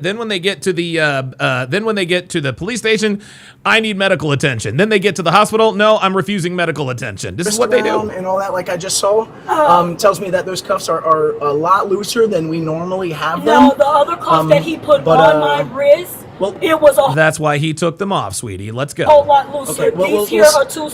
These here are too small. Can you adjust them? Yeah, well, can you step out and help Ain't nobody me, adjusting nothing. Well, I can turn around. I need ma'am. I need you to step out because I need the full picture of you. Okay. Not literal picture, but I need you to step out. I'm not going to get aggressive with you. I'm not even going to touch you. Okay. No, he got my wrist right here. Okay, I can see those cuffs. If I bend my knees. She is going to do whatever it takes to be as non-compliant as humanly possible. Yep. Praetorian Guard says wasted resources. Casual Germ says wasting money and everyone's time. Dude, these people are such. Oh my God. These people are such a fucking albatross on our society. Like for the relative few of them that they take up so much time and resources. It's ridiculous. It's ridiculous. This woman is obviously guilty of throwing piss on somebody, yet here she is, 2.5, 3 hours in, complaining about the cuffs are too tight, and no, I don't need medical attention. This is crazy. Get back inside. That's more discomfort that I want to cause to my limbs. Okay, I have a lot of ligaments that is going on with. I got a lot of ligaments that's going on. Oh, my left knee we'll step out and stretch your legs for a second, and let me go ahead and add an extra cuff to this. I had knee surgery. Okay. I'm going to add an extra cuff to this, okay? In 2020, listen to me, sir. Yes, ma'am. I had knee surgery in 2020, right? All she's doing is stalling, man. If I step out, then I got to bend my knees back again to get back into this car, and I'm just... Oh, ain't that something? So you had knee surgery, but you could run all the way across the street to the hotel. You got ligaments and your back hurts and back spasm and you've had knee surgery, but your ass didn't have no problem running all the way across the parking lot, all the way across the street. Sitting here, that's going to cause more discomfort for me. That's going to cause more pain. That's going to cause more excruciating.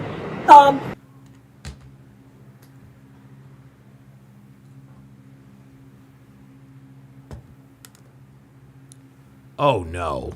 Oh no. Oh, whoa, my God. Oh my God. Oh my God. Oh my God. Oh my God. Oh my God. Y'all. Oh my. Oh, bro.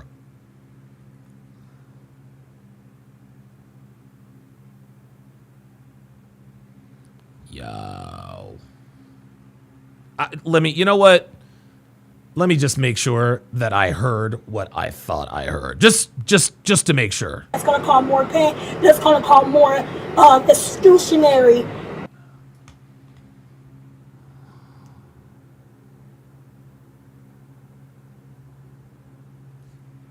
One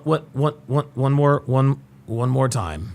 My knees back again to get back into this car, and I'm just sitting here. That's going to cause more discomfort for me. That's going to cause more pain. That's going to cause more excruciating.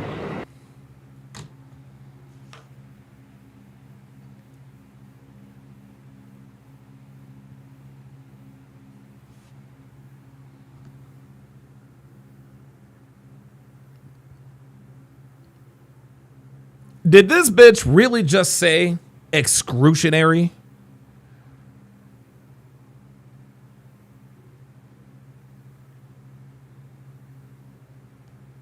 Excruciating? The fuck? Bruh. Hold up. Connotations. Yeah, we got all of that. Here we go. Here's another one. What was the phenomenemy? Yo, bitches are dumb. Bitches are dumb. That's going to cause me to get back into this car, and I'm just sitting here. That's going to cause more discomfort for me. That's going to cause more pain. That's going to cause more excruciating disloader acnets on my Wait, excruciating. Whoa, there's more? Comfort for me. That's going to cause more pain. That's going to cause more excruciating disloader acnets on my abs and my knee.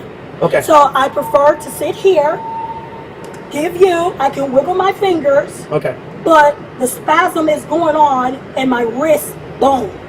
Okay. When you are Shane will win with the $5 super chat. Says a must include to the board. Yep. Yeah, that's definitely going on the board. That's definitely going on the board. Here it is. Here, that's going to cause more discomfort for me. That's going to cause more pain. That's going to cause more excruciating. Oh my God. That's me. I told you. You didn't tell me, ma'am. Yeah, well, I told all of them. All right, so that being said, of your deputies. BJ347 with the $2 super chat says excruciating. All she's doing is stalling, guys. That's all this is. That earlier complaint, we're going to make sure we address sir, I told you when you was arresting me. Yeah. Please. This is, dude. This is her plan. I know this is her plan. She's going to do this rounders technique, where she says she needs medical attention. They take her to the hospital. She says no, I refuse, and then they take her to the jail. And then when she gets to the jail, no, I need medical attention. Too tight. My wrists. You guys kept forcing me, and you walked me out. So here's where we're I told this This dude does not understand that this woman is not going to let him get in a word edgewise. He needs to drag her fat ass out the car and take her to the hospital. That's what needs to happen. deputy is that I am not getting checked.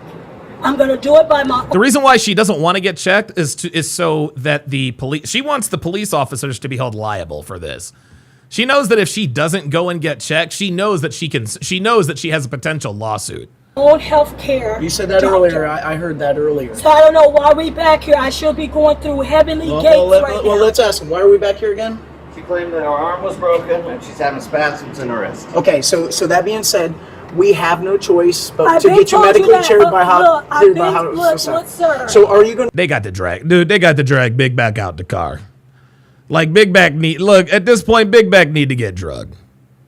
Big Back need to get drugged. Marcus Romero says, Donovan, play that Black Fatigue sound effect one more time for this bullshit. I got you. I got you. help us get you out, or we're gonna have to forcibly take you out. I'm not getting out because I had knee surgery. So we're gonna have to forcibly take you out, is what you're telling me. No. See, now she thinks she's slick. Well, if you're gonna have to force her to take me out, now I got a lawsuit. They're making this process easy. I refuse. You refuse. I refuse, and that's my right. Thank you. No, that is okay. All right, cool. It's your it's your right to refuse, and it's their job to drag your big ass out the car. Let's That go. is your refuse. Yeah. Okay. Please shut the door. I'm not shutting the door at the moment. I'm gonna make some calls and make sure that we do this by the numbers and properly. All right. Yep. They're gonna want this PC right away when we get in there. I know. We'll at least get into the Sally Port and we pull out of the vehicle and I'll just talk with them to see if they'll allow. All right. So Miss Gutierrez, again, just to relay. Can you go back some, please? Because I feel a little spit trucks on my face. Oh, you want me to? Yeah, please step Okay, back. I'll step back. Thank Okay. you very much. I've got really dry cotton mouth, so I don't really I'm sorry. understand. That's okay. I just Alright. don't want your spit on me. I don't. This bitch has all the tricks. I just don't want your spit on me. Oh my god. Want to spit on you either. So I think we're on the same page there. Okay, no problem. Would you like to step out and stretch your legs for a moment while we wait? Yeah, I'll stay right here, sir. Okay, I'm just going to keep the door open so that way you can get some fresh no air. problem. No Alright. problem. All this, Hey. dude, all of this fake courteousness. Respect is earned. It's not given, okay? So I as hope I earn your a- respect. As what you are. All right. Well, I As hope. what you are. That's what I'm. Oh God. Okay. As well, what you are. Well, I hope I'm gaining and earning your respect. Yeah. So don't Okay. talk to me. See, now she's rude. Yep, so don't talk to me. See, the nicer and the more courteous you are to these animals, okay, the worse they are to you. Yeah, so don't talk to me. Like honestly. This is why niggas get treated like they do, We'll man. respect that. All right, Miss Gutierrez. All right. I just talked to the jail staff, and they're going to allow us to go inside and get you comfortable. Please stand okay? back. Please stand back. I'm standing back. Thank All right. you. Sorry, I'm a close talker sometimes, I suppose. Please don't. They're gonna let us go inside. I can't hear you. I'm not. She doesn't want me to get too close. I don't want to aggravate her any longer. All right, Miss Gutierrez, come on, step out. Let's bring you over there. All right. Let me know if you need assistance, and then I'll assist you. In the end, Quintora was charged with resisting an officer with violence, resisting an officer without violence, and operating a vehicle with a suspended license. She was Of course, the bitch had a suspended later license. found incompetent to stand trial, and she was placed on a conditional release. Oh my god. Oh my god. Listen to this. An officer with violence, resisting an officer without violence, and operating a vehicle with a suspended license. She was later found incompetent to stand trial, and she was placed on a conditional release.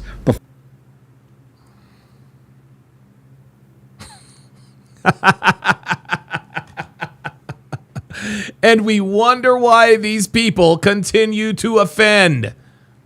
We wonder why these people continue to offend. Burglary with assault or battery. Hold on, let me look at the other charges. Burglary with assault or battery. Resisting an officer with violence. Resisting an officer without violence. TCAT's operating while driver's license suspended, canceled, revoked. And this is exactly why they continue to offend. Guys, this is what the Democrats wanted. This is what Kamala wanted. People can commit crimes and literally get away with it. This is what they wanted. Alaskan K says if someone is too incompetent to stand trial, they should also lose their right to vote. Yeah, they should. They should. All right, guys. That is going to do it. Oh, wow. We almost went 4 hours today. That is going to do it for the 59th edition of the Hard R podcast. Thank you guys all for joining me. Wait a minute. That didn't make any sense. Oh, okay. No, I think we're good. Okay, very good. Thanks for watching, guys. We'll see you next time.